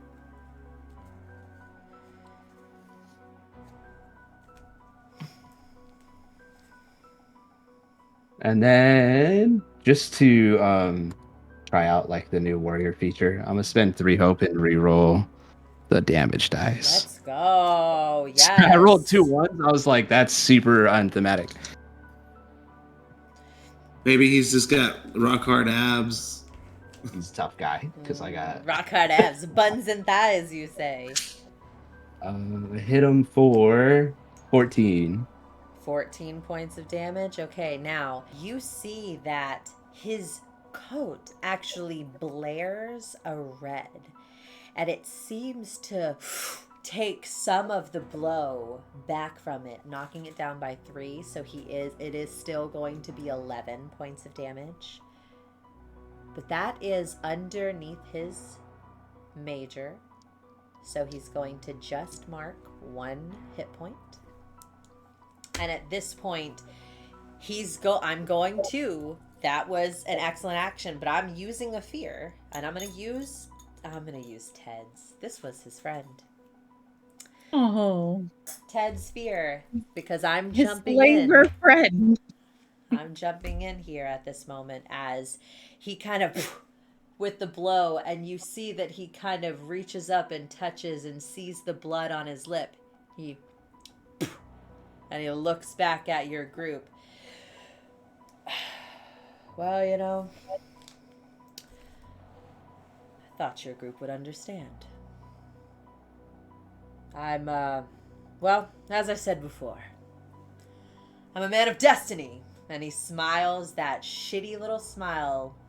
And he says, I love that it's shitty now. Yeah, she's a fickle mistress like this ship. She takes a strong hand to steer. And I intend to make her break. Ew. So long, boys. Ew. Your You're gonna break adventure the ends here, and he's going to leverage his blunderbuss up at your group. Melandra dives behind the crystal, and he is taking a scatter shot that fires into the group at you. Alright, guys. And so, changing the music as you have officially stepped in with Augustus Kane, commander of the Windfall. So, he is going to go ahead and attack. Oh, man. All right, so that is going to be a 6. Does a 6 hit anyone in this group? I got a 7 now. Ooh, 7. Nobody then. So Tank, because you've been Ted, I'm gonna give you this moment because I used your fear. Okay. How do you take that shot and divert it so that it does not actually hit this whole room of people? So what I would probably do is like, having like been talking to him and just like disappointed that he's a fucking piece of shit. We were drinking together. We were drinking buddies. What the fuck? What a fucking piece, you know? You're so disappointed. You're like, no! I'm very disappointed. Yeah. He was so busy and like coming down all mean and whatnot. He didn't notice that Bill was kind of standing like off to the side of the stairs right there. So, Bill. I like swing my comma on its chain and I fling it out and it like goes and as it's coming up hits the bottom of his blunderbuss and then Bill like flings out at him and like kind of pushes him to the side so he shoots wide and off. Yeah, absolutely. And everybody, you see that Dell, the Galapa having stood up, they kind of duck down, but no need because this blunderbuss fires a scatter shot that pockmarks the ceiling in this room, okay? Give me just a moment, guys. I'm going to do a thing real quick, okay? Yeah, one other bit, just more flavor on like what was happening. Even though he shot and like completely missed, I was already planning to like use my other one of my other new abilities, the Iron Shield. So like just say Gimbo already dove in front of Nora just to like just so you know take the shot, go by, and then just like nothing happened to like hit the ground. I'm like, oh, okay. Nora Pat. She's like, thank you, buddy. Oh no, nothing, all good. Incredible. I absolutely love it. Okay, give me just a second while I get this all. Doing a great job as the, guard of the royalty there, earning that brown hat. You sure are. Yeah, you're doing a great job. I'm very proud of you. All right, so we have...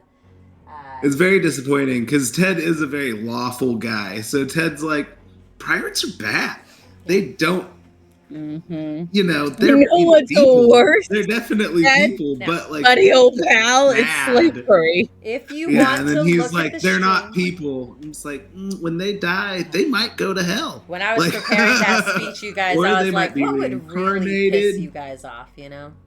It's not cool. You've done it. That one got me immediately. I was like, engage combat. Let's go. I know. I was like, it's done. Okay, if you're looking at the stream, you should see a board now. This is the deck of the engine room that you're in. Now, I want to play it a little bit loosey-goosey, but at GenCon, I'm going to bring this. The crystal back there is actually lit up and everything. It's still light. But in front of it is Del Pond. You have your group, and I have right there in the front, we have... Oh, I'm sorry. I should have put Tank, of course, right here in the front, along with Ted. We know that you three, you, Tank, and Bill are all right there. So, that's his whole turn. So it's your group's turn to try to leverage some stank. But remember, guys, I got so much to work with. I'm going to jump in as much and as hard as I can. So let's I'm going to do something I can't roll fear. What? Okay. Oh. Yeah, if y'all don't mind, I'll do that real quick. One, I'll do another one of those spinning 3 hope. That'll bring me down to 0 hope and get another one of those paradise since those are working out. Is that an action? And another one. Cool. It's just spin 3 hope. It's not an action or incredible. Roll. But I just got 3 1s at the moment, so that's cool. And then I'll just run over to him and just hit him with my pickaxe. You know, do my thing. Absolutely. Go ahead and roll for me.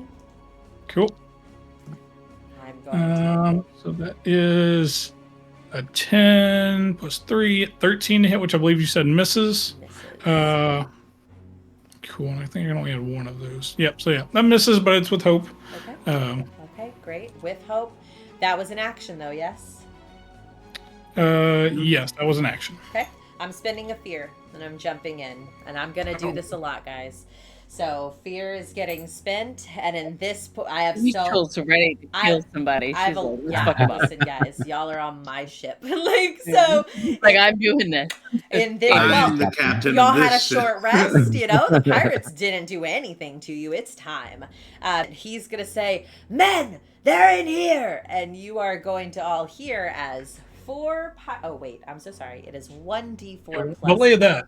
No matter what he said, just keep going, belay that. Incredible. All right. Okay. So I rolled a 2 plus 1. So that's going to be 3 allies that are going to rush forward into the room, and they are just all taking different points of attack. And I am going to, in this case, oh God. Oh no, we're in a small room. Oh no, that's how it works. I'm gonna kill. What can I kill? I'm gonna attack. You know what? It's gotta be. I'm gonna attack. Wouldn't they be so mad at me? Yeah, I was trying to get them all. We're all. They're gonna attack friends. you, and this time I am actually going to use their like minion thing. Okay. Wait, no, I'm not, because it makes more sense the fewer that you have to do them individually. So I'm gonna attack. I'm gonna just so you know, I'm gonna have the Marcus stress for the conjured armor beetles. Oh, whoa, really? Jeez. Okay, great. Okay. Oh, yeah. Well, that one. So that's great. Each one of them, all of them, or when they attack. What for the? So it's only if they hit. So got it. The first attack was a 10. Okay, So, yeah, that won't hit me. All right, so I'm going to attack one more time. So there we go. Steven, that's still one of those for me at least. That is a 12. Am I not doing it this time? I'm not. Still one of what? One of the times you get hit. I think I can do it like as much as I want. Just gotta mark the stress, but I kind of want to get stressed out because that gives me an extra proficiency for damage. I'm attacking with my third guy. Okay. God. Oh, I'm rolling horribly. I rolled a 10, a 12, and a 3, and they all have plus nothing. So, Ted, explain to me what is happening as you are just evading every little piece of this. So frustrating. So, like, as the first guy swings, like, he kind of, like, swings at me, and I'm short already, so I just, like, hunker down and spring past him as the other two, like, swing down at me, and it's just, like... Yeah. Okay. All right. Great. Okay. Well, man, I forgot to do that thing. I can't. That's right. Okay. Go ahead. So that's all I can do, unfortunately. So it is your turn. Okay. If y'all don't mind, or what do you have? Well, I just had a question because I've never used ice spikes, right? And it says make a spellcast roll to summon large ice spikes within very far range. If you use them as a weapon on a success, deal d6 physical damage. My question is, can I use it to block off the people coming down the stairwell? Yes, I will absolutely let you do that. And so it's just us and the captain. Yeah, making a blockade kind of thing. That's Say what? brilliant. Okay. Yeah. So then I would spellcast. And then I would get to add my presence to that, but I don't think I have any experiences that go with that. Yeah. Okay. So I got an 11 out of 12. So incredible. That's, what is that? 23 plus 3. So that's 26. So what does that look like? As again, you're in this room. Just a harp. She's got her little harp. Uh-huh. I guess this is banjo motion. I love it. She's got her harp now, and she plays it, and little snowflakes just kind of, and then ice spikes shoot up and separate. You know, Like the captain is on our side, but the ice spikes and everybody else is on the side with the stairwell. So the ones that If are you're in an the ice room spice. already are already in here, but all the We'll keep them. rest that were rushing down in, you Okay. see they collide back. against this. Just like in Yay. Final Fantasy, Shiva's like. Yes, exactly like that. Mm-hmm. Yeah. Did you roll with hope or fear? Oh, it is with fear. It's the 12 on the. Fantastic. I will Here. be taking back control this time. I am. Sorry. You're good. Yeah, you would say I'm This good, time, wouldn't you? You love that. You're eating it up. Mm. Commander Kane, seeing all of this happen in this room, fury lighting behind his eyes, he pulls out that wand, glowing blue. What a weirdo. Uh-huh. Oh, wait, actually, can I still... Yeah, I think it's fine. He's gonna pull that wand, and you can see that his scar actually, like, is illuminated in the glow of the wand in this moment as he's leveraging it to you, Ted. And he says, well, you've seen too much. You'll be making an early departure along with the pirate cur. And he's going to use Stolen Power. He's going to mark a stress, and he's going to select any number of targets within very close range. That is all of you. I need you all to make agility reaction rolls. Yes. I got a question about one of my abilities. I mean, we're still going to make the roll and all that, but is there a limited number of times on how many times I can mark a stress and take the damage for others? As many stress as you have. Cool. Yeah. I mean, so if we wanted to, I can just take everyone's damage and reduce it by my strength for each one of them, and then also my armor. This won't be a question for now, just FYI. This actually doesn't do damage. It's worse. Cool. I got a 14. 14. Incredible. I got a 19. You said agility. That's a negative.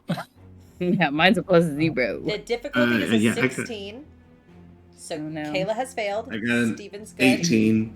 Jimbo's Jimbo failed. Okay, great. So Anura and Gimbo, you both are pushed back by a close distance. So you both are now in the back of this room. You have also been knocked over in this process, and you are now vulnerable. Okay?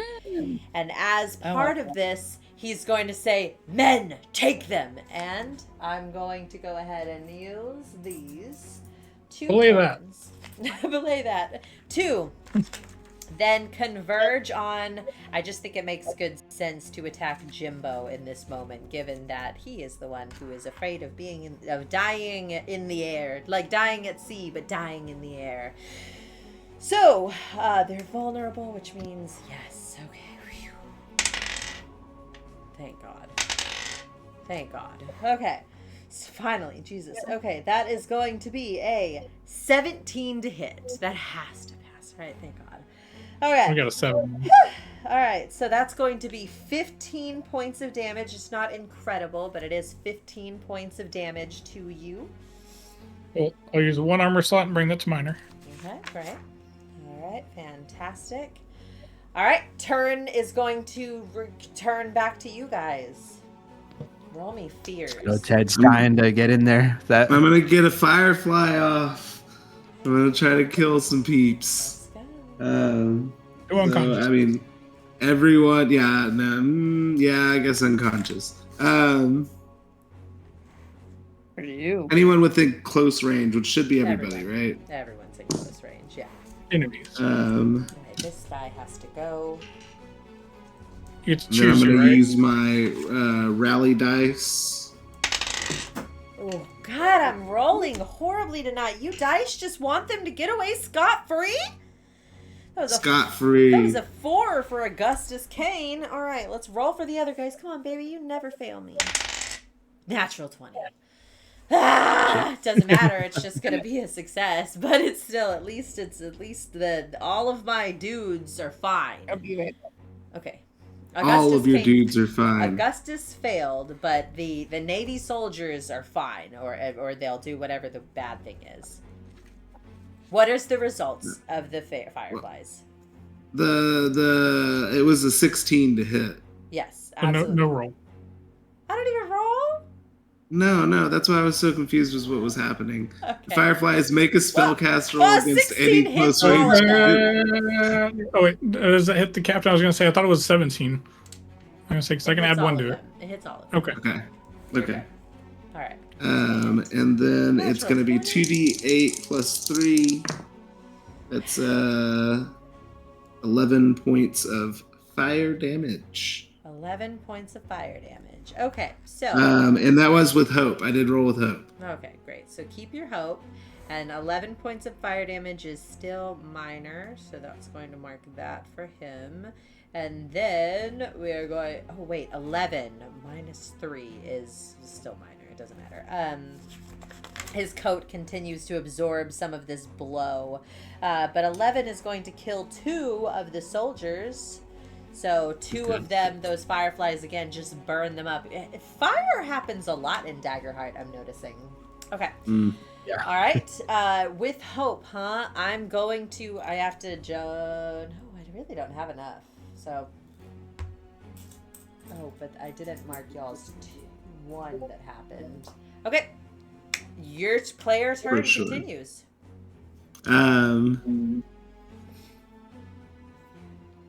Anybody? I'm down to attack if no one wants to go. Go. Yeah. Let's go.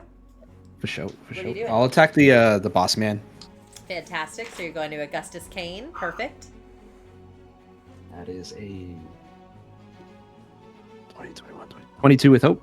Absolutely is going to hit. So go ahead and mark your hope. Off the hope mark, and then damage.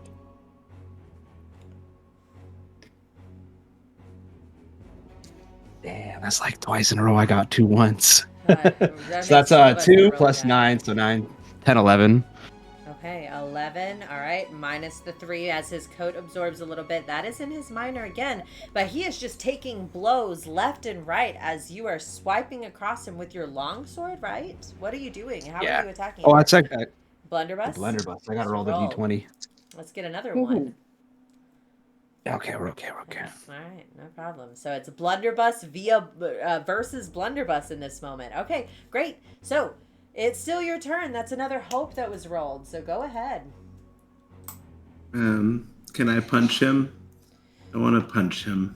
Oh, absolutely. This bastard. Okay. It was great, trust me. You're a Nazi friend. Get it in. Yeah, I slide up on him and I'm like, you son of a bitch. I enjoy drinking with you. Oh. And can I use It'd be funny if you missed. Just of a broken. 2 is better than 1 since me and Bill are both like kind of there around Already him. rolled, didn't you? I did. Yeah, you're right. Yeah. I got a Give you 3 on top of it, I think. what? I can give you up to 3 on top of it if you need. Can I have a 3? Yeah, you have all 3 ones. Well, I only need 2 of them then, so I got a 14. Okay. All right. So you're consuming 2 of those, and that will make that hit. What is? Go ahead and give me your damage. So, I come up around him, and I'm gonna sink my weapon into his arm, and as it hits into him, my wasp is gonna come around and sting him in the neck too. So he's just and I'm gonna do that is 12 points of damage.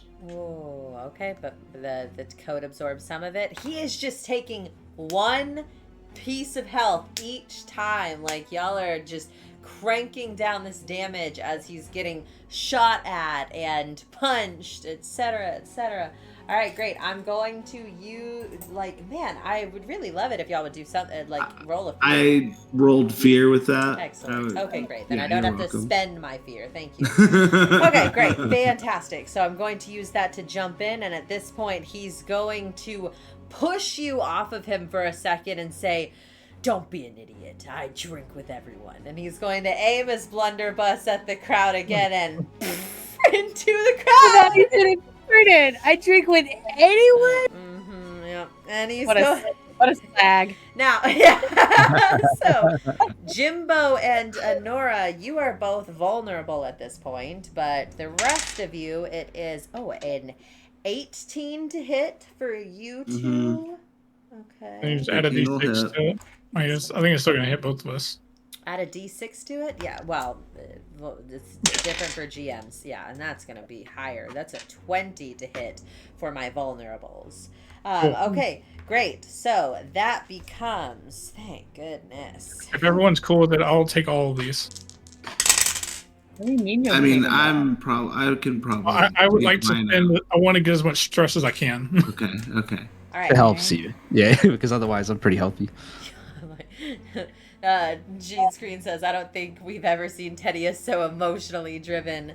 So that's going to It be was 20, disgusting, this bastard. 20 points of damage to everyone here.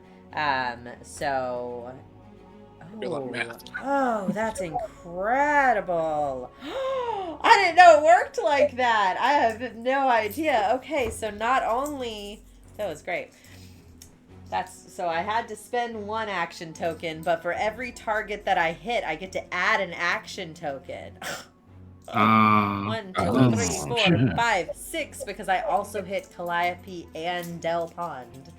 So. What about Ted? You hit Ted too. She said I did. Or not Ted, but Bill.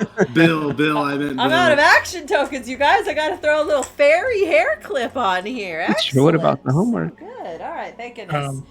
So I'm gonna take some of those hits, not all of those hits. Yeah. How many are you taking? Who do you want to protect? I'll get a Anura. I'll get Bill. I assume you two are okay. Yeah. And I'll get our turtle friend. Those 3. Okay. All right. Great. So you're taking those. Cool. All right. Marking 3 stress. It's 20 each, so my strength reduces that to 17 each. Yeah, sick. And then I can drop 2 armor slots for each. That made me very happy. I was getting fucking wrecked. Like, oh, okay. It was 20 damage, you said, right? 20. Yeah, so my people that actually took damage, where does that sit, and are you mitigating it all? So I have my armored beetles up, Yeah. so that means I have resistance to the next damage I take. So 10. So 10 for me, and then I have an armor score of 9 right now. Yep. It's 7 normally, but because Bill is within very close range to me, I get +2 armor. And so that's 9. So I'm going to just use 1 armor slot to mitigate that down to 1. Mm-hmm. And then I'm going to roll a d6. Oh, God. And if I get a 5 or 6, I take no damage. Okay. Because of my thick skin from my dwarven heritage. Crazy. Okay. Ancestry. Let's go. I rolled a 3, so I still take damage. Are you marking a hope to keep your beetles up?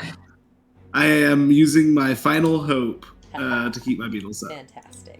All right, and then tank. What are you? 20. Where does that sit? Are you mitigating?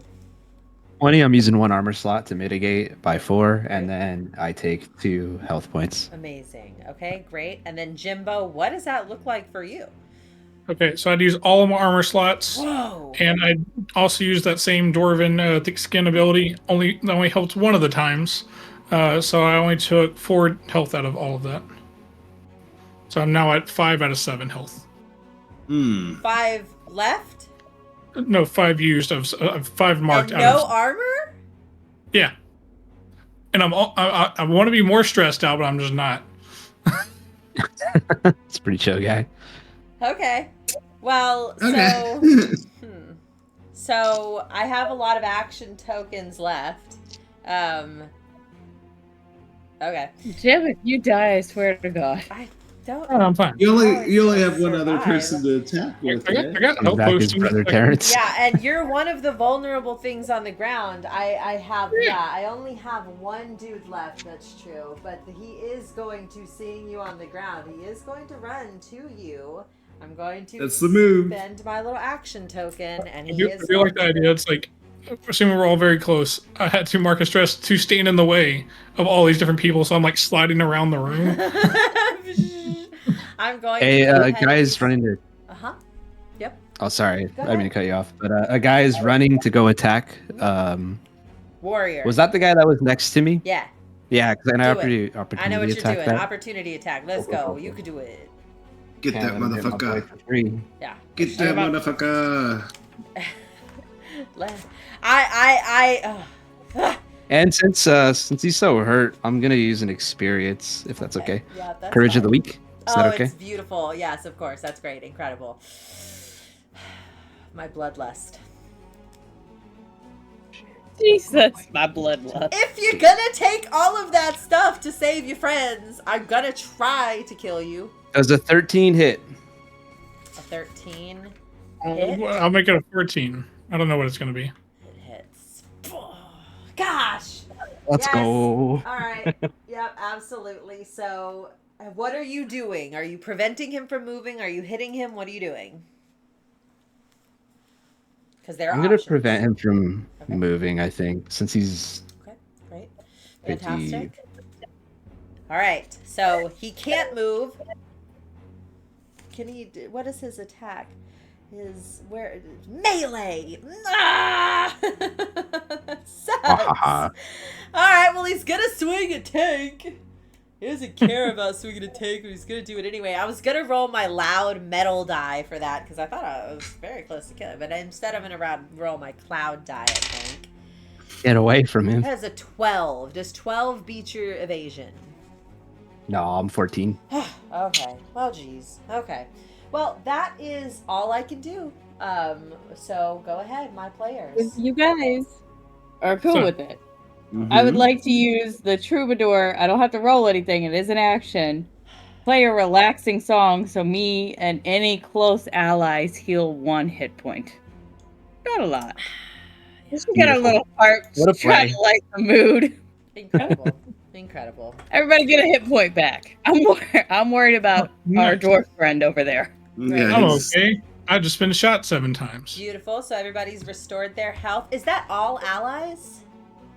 Yes, all allies, which I say includes Yeah. Turtle and Calliope Cow. I say so as well. Absolutely. Okay.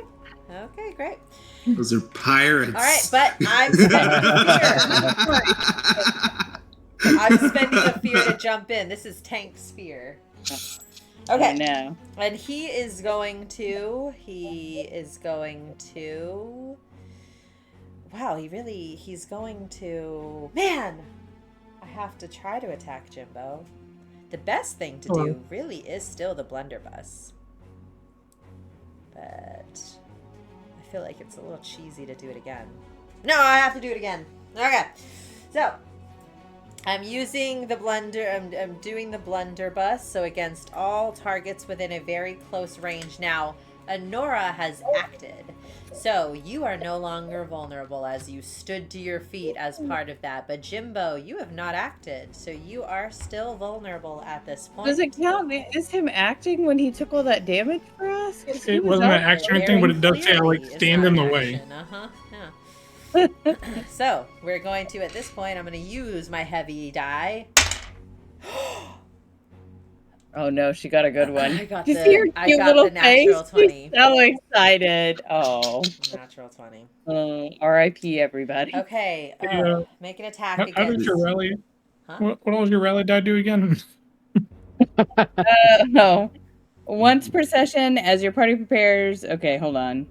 Give yourself and each of your allies a d6 rally die. Anyone with a rally die can spend it to roll it, adding the result to action, reaction, damage, or clearing stress equal to the rally die result. Clearing stress. Okay. You can clear that stress. Which has been there all along, but I only learned about this session, everybody. You've been doing great. So Thanks. that's gonna hurt. It's 16 plus 8 as a base. That's 24. Plus I am rolling 38 points of damage to all targets within very close range. And again, I'm also marking that for our turtle friend and Calliope. Wow. Rachel. And we're doing the So- massive, right? Uh-huh.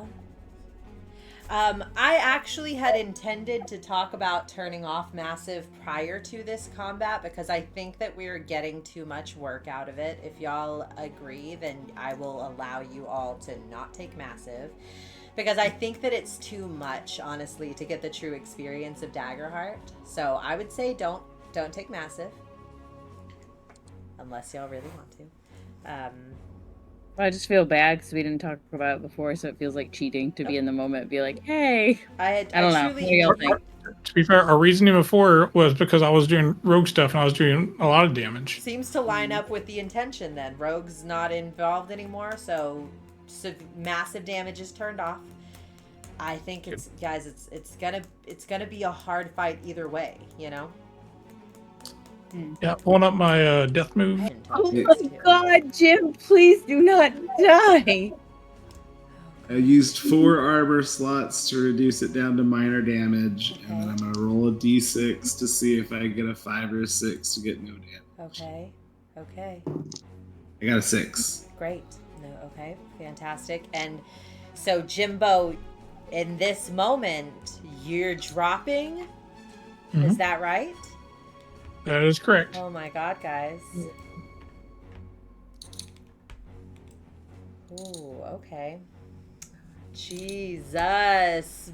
Augustus Kane, a motherfucker. And by Augustus Kane, do we mean the person No, controlling him that's not how firing that Wonder? No. We mean his very capable player. No. That's crazy. 113. 113. Okay, guys. So we are making our first actual the glimpse isn't here to save you now. It's very scary. Okay, so remember that in Daggerheart, we've never done this before. You have options when you fall unconscious, when you take enough damage. Your death moves at this point, you make a death move. You can choose Blaze of Glory. You embrace death and go out in a blaze of glory. You take one action, which becomes an automatic critical success, and then cross through the veil of death. You can avoid death. You avoid death and face the consequences. You roll your hope die. If its value is equal to or under your level, you gain a scar. This is very much the best option right now because at low levels, it's unlikely that you'll even gain the scar. Or you can risk it all. It is straight up just if you roll high, if you roll low, and you stay on your feet and clear an amount of hit points if you roll higher so you can just like bounce back up. Have you decided what you're doing, Justin? Yeah, I did. I tried it last time. Didn't work then. Might as well try it again on the risk it all. Okay, so go ahead and roll your duality dice. Oh boy. So I got an 11 and a 2. Which one was the 2? Yeah. Well, the 2's on my hope die, so that's not very good. I don't like the casual way you're saying this as you're about to die, Jim. It's on my skull dice with the 11. Wait, that I thought that was. Oh, that is your fear. That's my fair one. That's why I got the skulls on it. So risk it all is you roll your duality dice. If hope is higher, you stay on your feet and clear an amount of hit points and or stress equal to the value of the hope die. If your fear die is higher, you cross through the veil of death. So Gimbo got blasted, hit the ground, is like trying to stand up, and then just drops. Oh, Pickaxe drops out of his hands. God, just drops dead, like real dead. He tried to get up. Yeah. Tried to get up. Oh, I'm sick. So you guys all in this second blast, as he had reached out and said, "I drink with everyone." He steps forward, leveraging his blunderbuss at the party, blaring into this room, a cacophony of sound as it blazes across the room. And at this point, you all hurt. You look across to Gimbo and you see as the light leaves his eyes and he falls back onto the ground. I don't like this. I know. I'm sorry. And that's all I can do. No. So it's your turn, guys. I would say Ted would have been like flipping through the air, like dodging the damage, landed and like heard the and like probably if Anura saw it, maybe like Anura scream or something, he would turn back, see Gimbo breathe his last breath. And very uncharacteristically to how he's like always just kind of go with the flow, like kind of loosey goosey. You kind of see him like go rigid and into a rage. He's gonna just start slamming into this bastard. He's gonna first off hit him He's going to pull one of the eggs that he has Remember and throw that one you of his... can channel your hope. Oh, you're out of hope.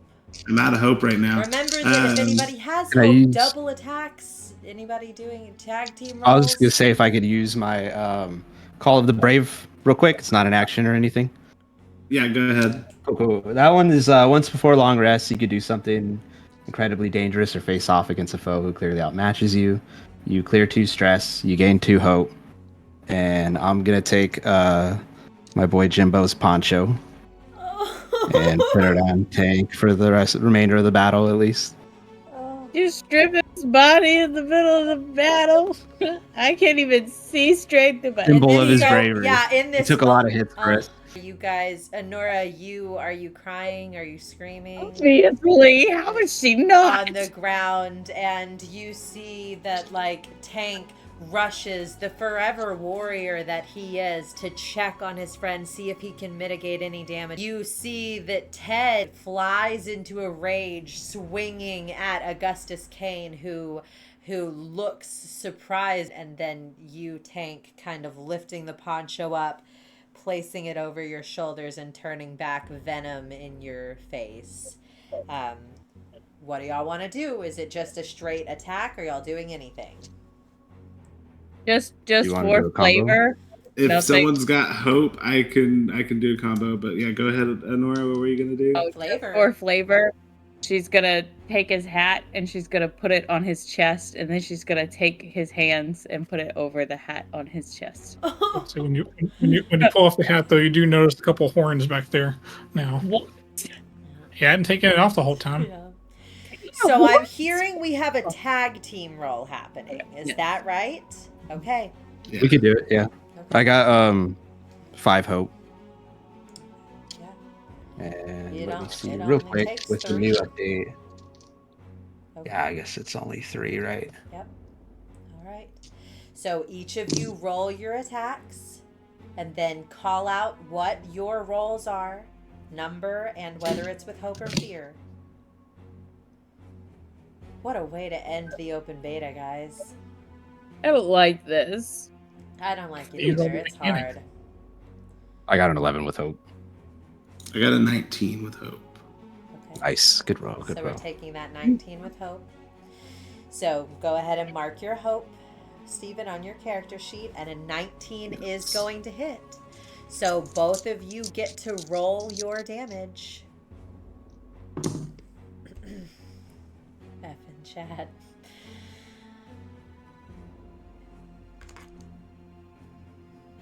Don't forget to grab his letters. Stop it, I Justin! hate this. Oh. Yeah, I twist hate the knife. He made him a Seraph for this last episode, guys. Last What kind of for bullshit him. is this? Yeah, and we are going to need the tag team description, absolutely. I Yeah, want for the sure. damage first. So go ahead and give me the damage first. I got 11 points of damage with mine. 11. Magic damage. Okay. 19 points of damage with Thank mine. God. And I think. then- Go Oh, ahead. go ahead.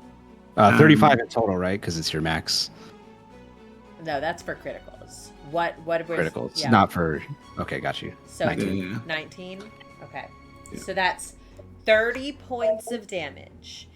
And when he's hit by the egg, it will lower his difficulty by 1 Okay. All right. Well, either way, temporarily. his severe is 25.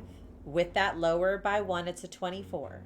So that hit is big enough to fall into his severe, and he only had 2 health left. So go ahead and tell me what this tag team roll looks like. Remember that you are filled with this rage. Anura is crying as she's putting his hands over him. You are in Jimbo's poncho. Tell me what this attack looks like, guys. Quick note too, just before I forget, I'll mark a stress and use battle strategist to deal him a stress Okay. as well. I'll mark that, but he is dying as well.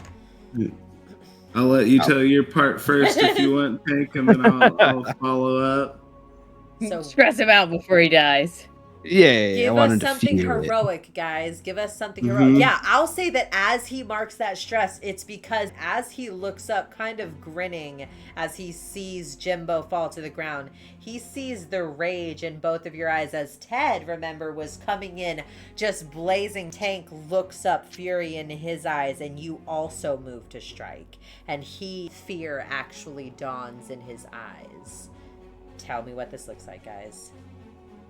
I want to grab him and toss his gun to Ted there, and maybe we could blow his face off with his own gun. Okay. All right. It's like a little retribution. So yeah, Tank grabs him, tosses me the gun. I'll like run and like jump up and like kind of like land on his like chest because he's a bigger guy, right? This is a huge, like, sturdy man. Yeah.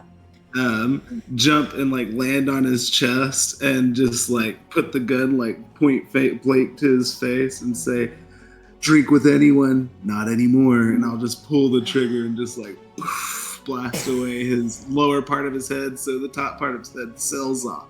Okay. All right. Yeah. Absolutely. So in that final moment, Tank, moving with an incredible speed, strikes out with his long sword and pommels him to knock the gun into his hand, and he tosses it back as he kind of pushes him down into the ground. Ted sailing over his shoulder and lands on front of him with that blunderbuss. Melandra screams. And at this point, guys, we are here in the aftermath of this. So everything quiet. Melandra is going to just cower in the corner. And you hear as Calliope Crimson is going to stand and say, "It's done. They're going to be breaking down those doors any moment now. Gather your friend, I'll gather mine. We can meet on my ship." And she's going to kind of look at you for a nod of consensus, but even not waiting long, she's moving towards the door. She sees the ice and looks back to you, Anura. If I let it down, are people going to come rushing into this room? There are people in the hallways, but you can see that Calliope is brandishing a sword, and actually also Del Pond, the Galapa, they have their hands there in front of them, and they are kind of lit with blue glowing arcane energy, ready to fight through. She's not really gonna look because she's still looking at her friend, but she just kind of does her hand like that, and the ice drops, and it clears it open for them. Okay. All right. And you see that they begin moving out and beyond. Now, I'm going to let these two auto-succeed for the story. The rest of you are going to have to make checks. At this point, unless y'all are saying anything differently, you have killed the commander of this ship. These two are fleeing to the pirate vessel. Are you fleeing as well? Yeah, no, we're not going to be favored on this ship right now. I would look to Tank and be like, let's pick him up. Yeah, can we take him with us? Yeah, no, 100%. We're not leaving. We can't leave the royal guard behind. He's a member of the Yin clan. He has to be returned He's to the part of the Firefly 4 plus Bill. Oh, the Firefly 4. Oh! Firefly 3 plus Leave Bill. him. We're not the Firefly 4 without him. You are. You have Bill. You just dropped that plus Bill. Oh, fucked up. I hate guys. that. So we're closing out. Remember that as this ice breaks down, they are cutlassing, and you see Del reaching out and putting both hands around like the necks of pirates, and they and fall to the ground. But they are rushing up and out of view as they are just taking out pirates. Remember, there aren't many. Most of them, or sorry, not pirates, but the actual navy. Most of them are still up aboard, so it's not full, but you are going to have to fight your way out. So I need everybody, as you are fighting your way down, just moving.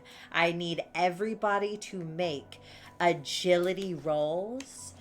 I'm going to let you all take this with advantage, given that you are spurred forward by the death of your compatriot and needing to get him off of this ship. So add a d6 plus anything you want to add into it, but this is you getting to the deck.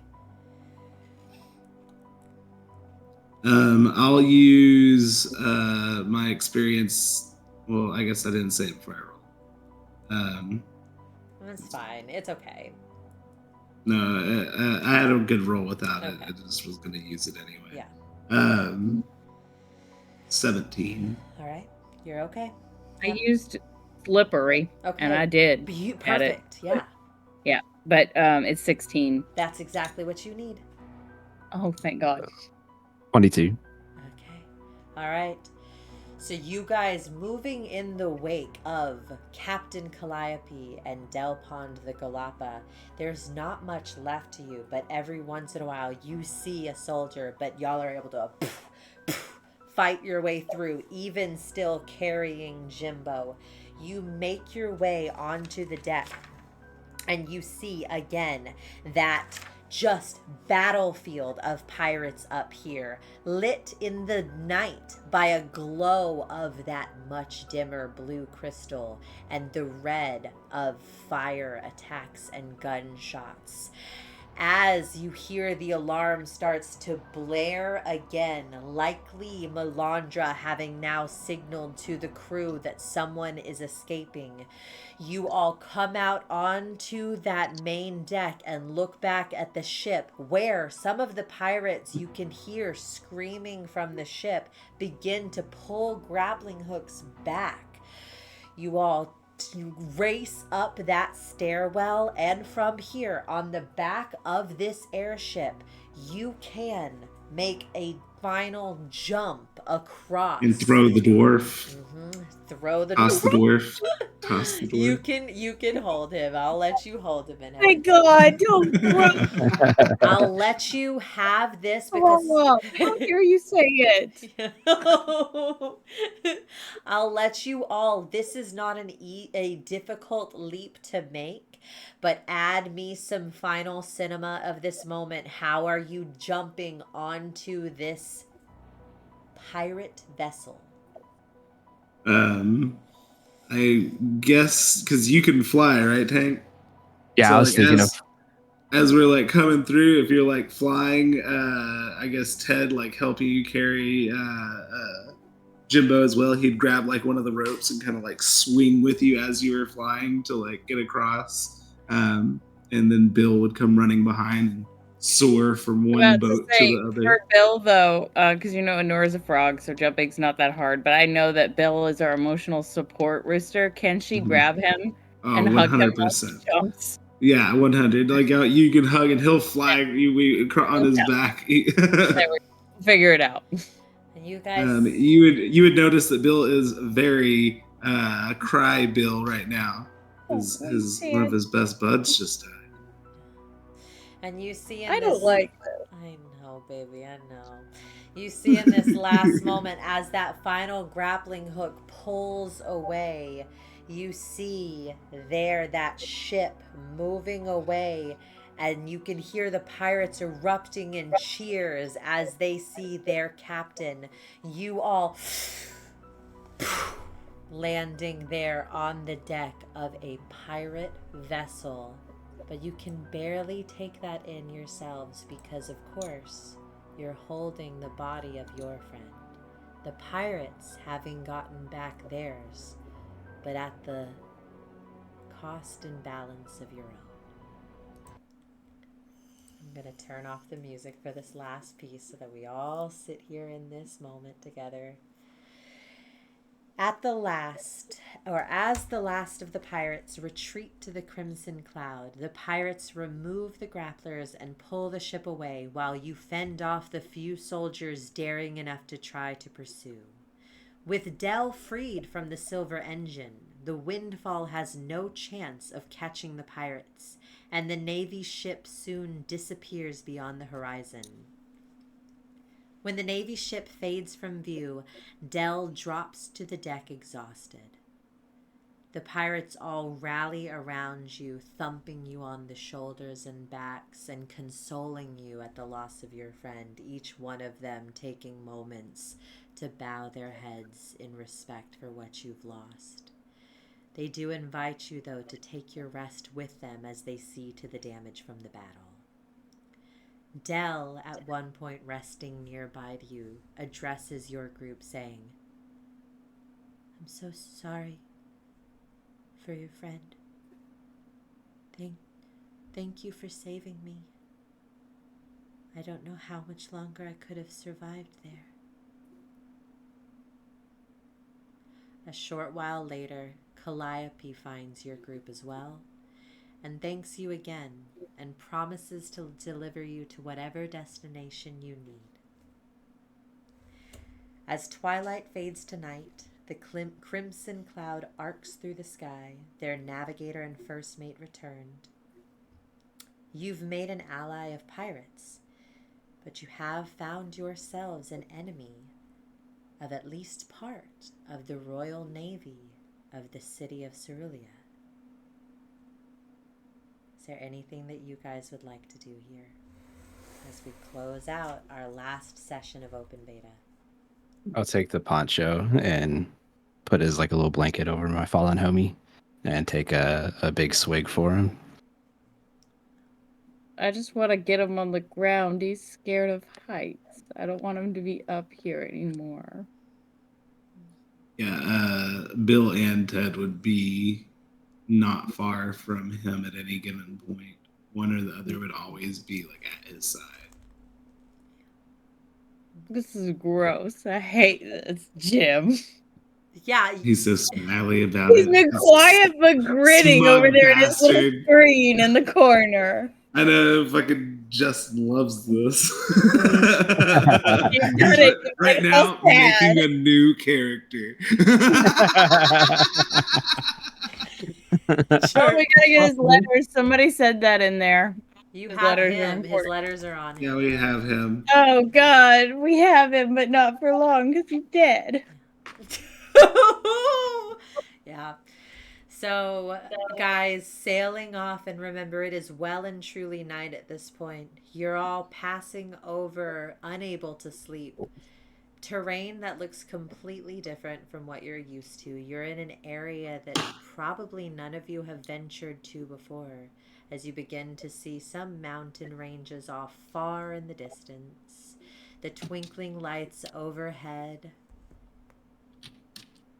And that's where we're going to close the last session of the open beta.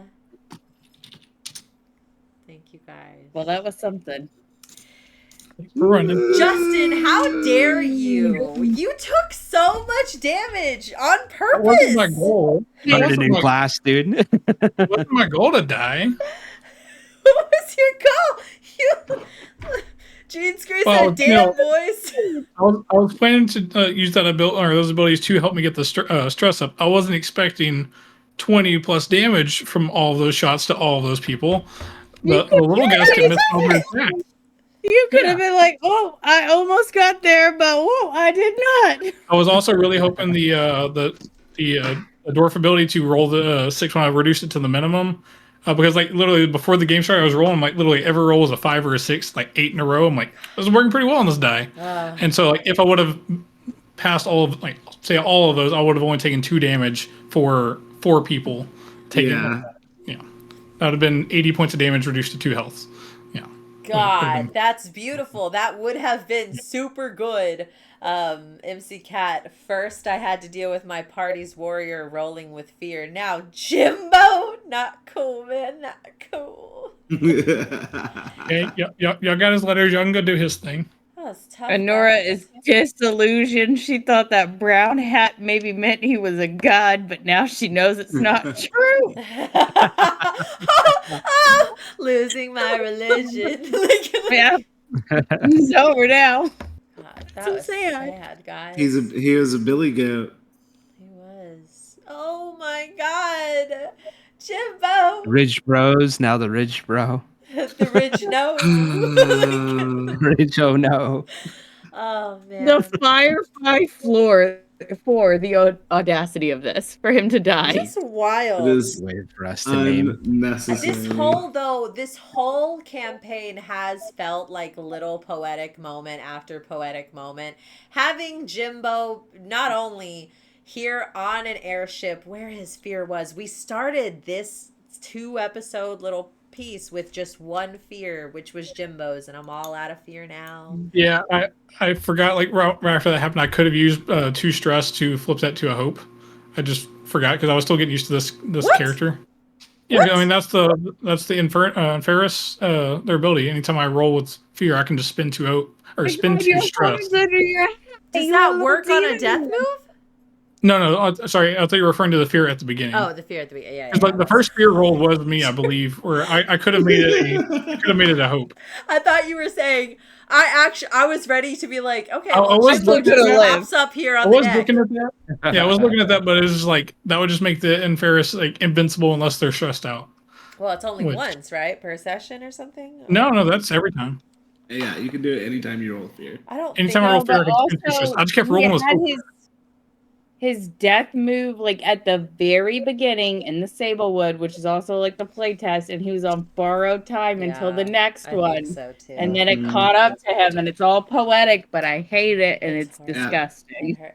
It was just that, like, it also, like, it's just crazy also that you changed from a rogue to a Seraph for this episode. And No, If it you is did to it be. wrong, you'd be alive right now. Hey, Just to I got to be use a clear. lot of abilities. I'm very concerned about that blunderbuss attack because you never really know how something works until you do it. Make an attack against all targets within a very close range.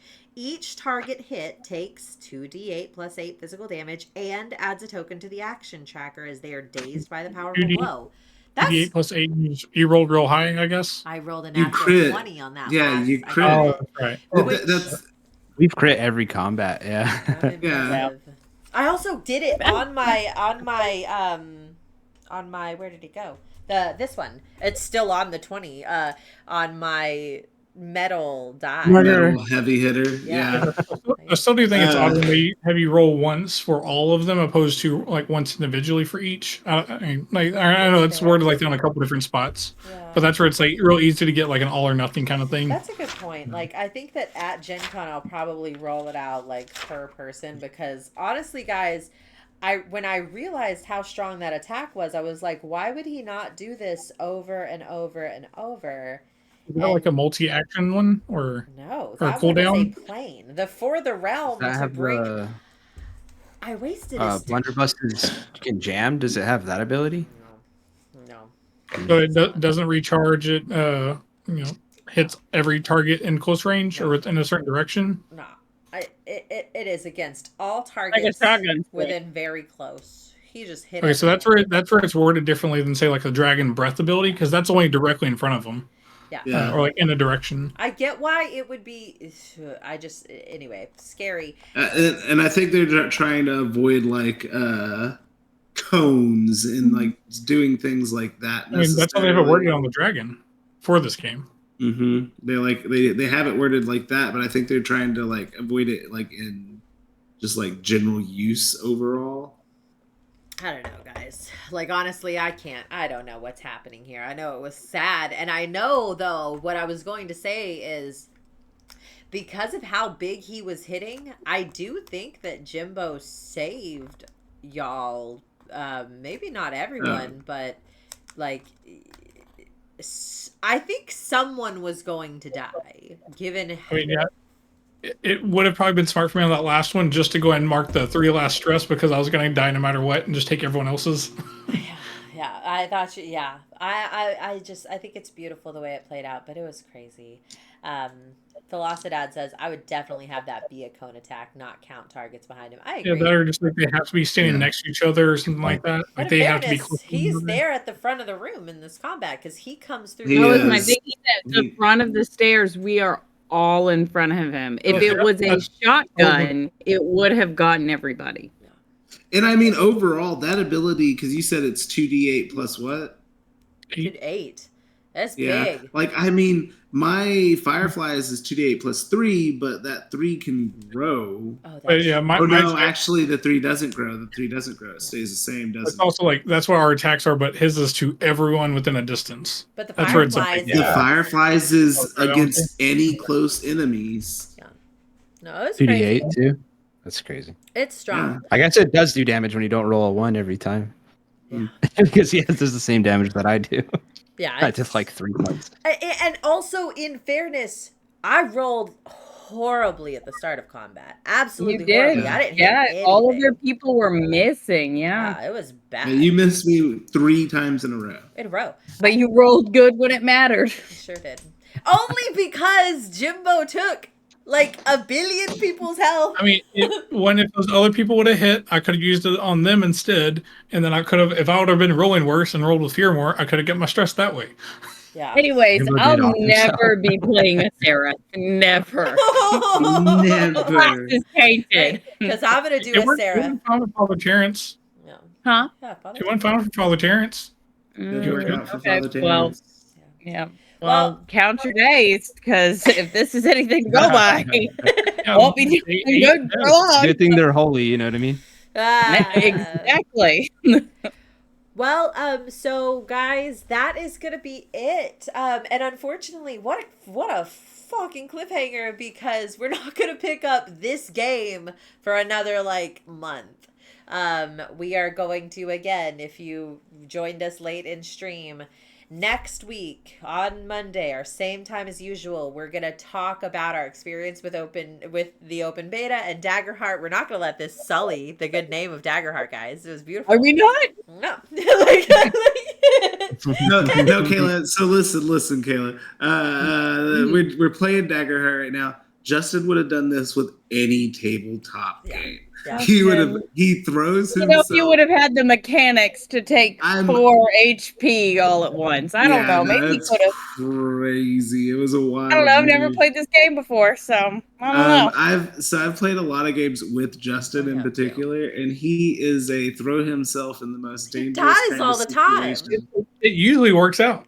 It works. It surprisingly works a lot. I have also I seen don't a know. lot All of the his death characters die. saving like throws that I've seen that he's made, he's failed. Okay, but first, 2 things. First of all, Velocidad says, death is sudden and final in Daggerheart, yo. Absolutely agree, fully. Yeah. And Gene Screen says, you absolute charlatan. But this is what I want to clarify, Kayla.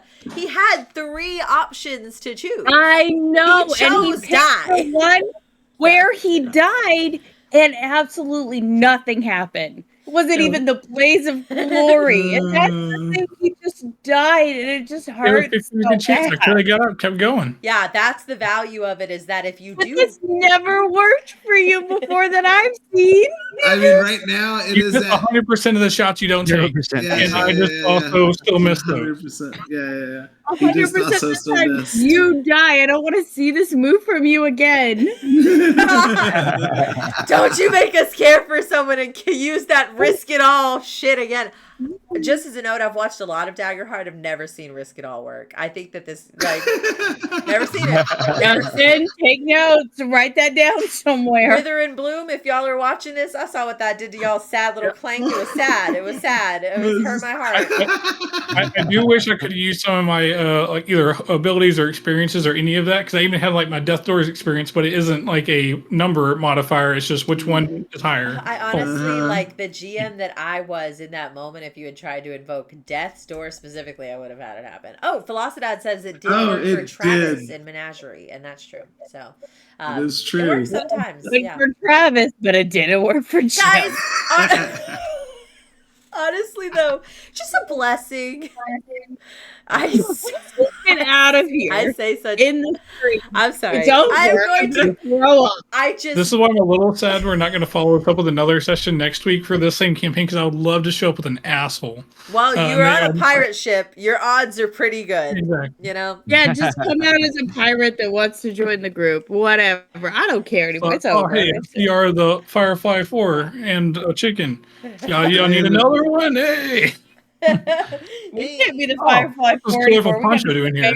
Throw it out the window. All right, guys, we have to. I'm gonna go back because we can yell at each other once we cut the stream, but All right, guys. Just as a reminder, next Monday we're going to talk about the open beta. The following Monday we are off. We will not be here unless I want to really talk about GenCon or something like that. So we will be meeting here next Monday. If you want to join in here and talk with us about the open beta and Daggerheart, please be here. The 5th, we're off. On the 12th, we will be back with a brand new set of characters. Steven is going to be our GM, our Dagger Master. And we're going to be taking stuff from level 4, at least for 3 to 5 weeks, to give me a little break.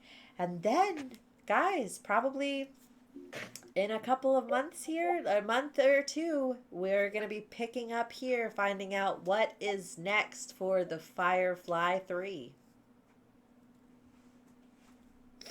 That was rude what you just did. It was unnecessary. Thanks, everybody. Have a great night. Thanks. Anything else from anybody to add? Justin, do you want to say bye? Well, I was gonna say it is sad when characters die, but it is also makes them a little more memorable stories later on. Because I can still always recall that several times Steven has played characters that happen to accidentally team kill my character. Even it happens. It makes memorable things. That's fun. It really does. It's I'm glad you have practice with character death and you're so chill about it. That's really big of you. I bet the first one probably hurts a lot, but the 30th, you're like, they all hurt me. I never get over it. I always hurt. I hurt tonight. Now, some hurt more than others. As someone that's had 30, 40 plus characters die throughout the years. Y'all are also practiced. But some of them, I'm like, oh, that was not cool. I did not enjoy that. Yeah. Depends on the character. Philosophdad, you're 100% correct. Depends on the character. Yeah. So some characters, I'm like, my favorite my Mike Tyson hobgoblin that I created. Guys, you have to save me in my editing life. I can't edit a 7-hour stream. You know what I'm saying? Okay. One last character. I've only made one character with the intent to kill them by the end of the session. It was for the level 1 of a campaign. The party really needed something to kind of fight for together. I really made a kobold. The classic. They only live 7 days or whatever. I made one. He's an elder kobold. He just charged headfirst into an adult blue dragon. Died immediately. They erected a statue out of him. It was I think you were in that one. It was Brett's game. It was the start of the Tiamat stuff. They had one of those in Critical Role, and I can't remember what he was talking about. It was the fire giant stepped on him. Yeah. Squirt. Yeah. Spurt. It was, Spurt. Yeah. Yeah. All right. Well, thank you all so much for being here. Please, I'll do the marketing this time. No, Steven, do the marketing. Go ahead. I don't want to do it. If you don't know already, we're on Discord, we're on Twitter, we're on Instagram. You're here watching us on Twitch. Go over to YouTube, follow us there. We try to be a little bit everywhere. Just, make sure you're there to watch us. Yeah. All right. Thank you guys so much. We'll see you next week for our talk about the open beta. Thank you guys for following along, and we'll talk to y'all later. Bye. Bye. Bye. GG's. GG's. GG's.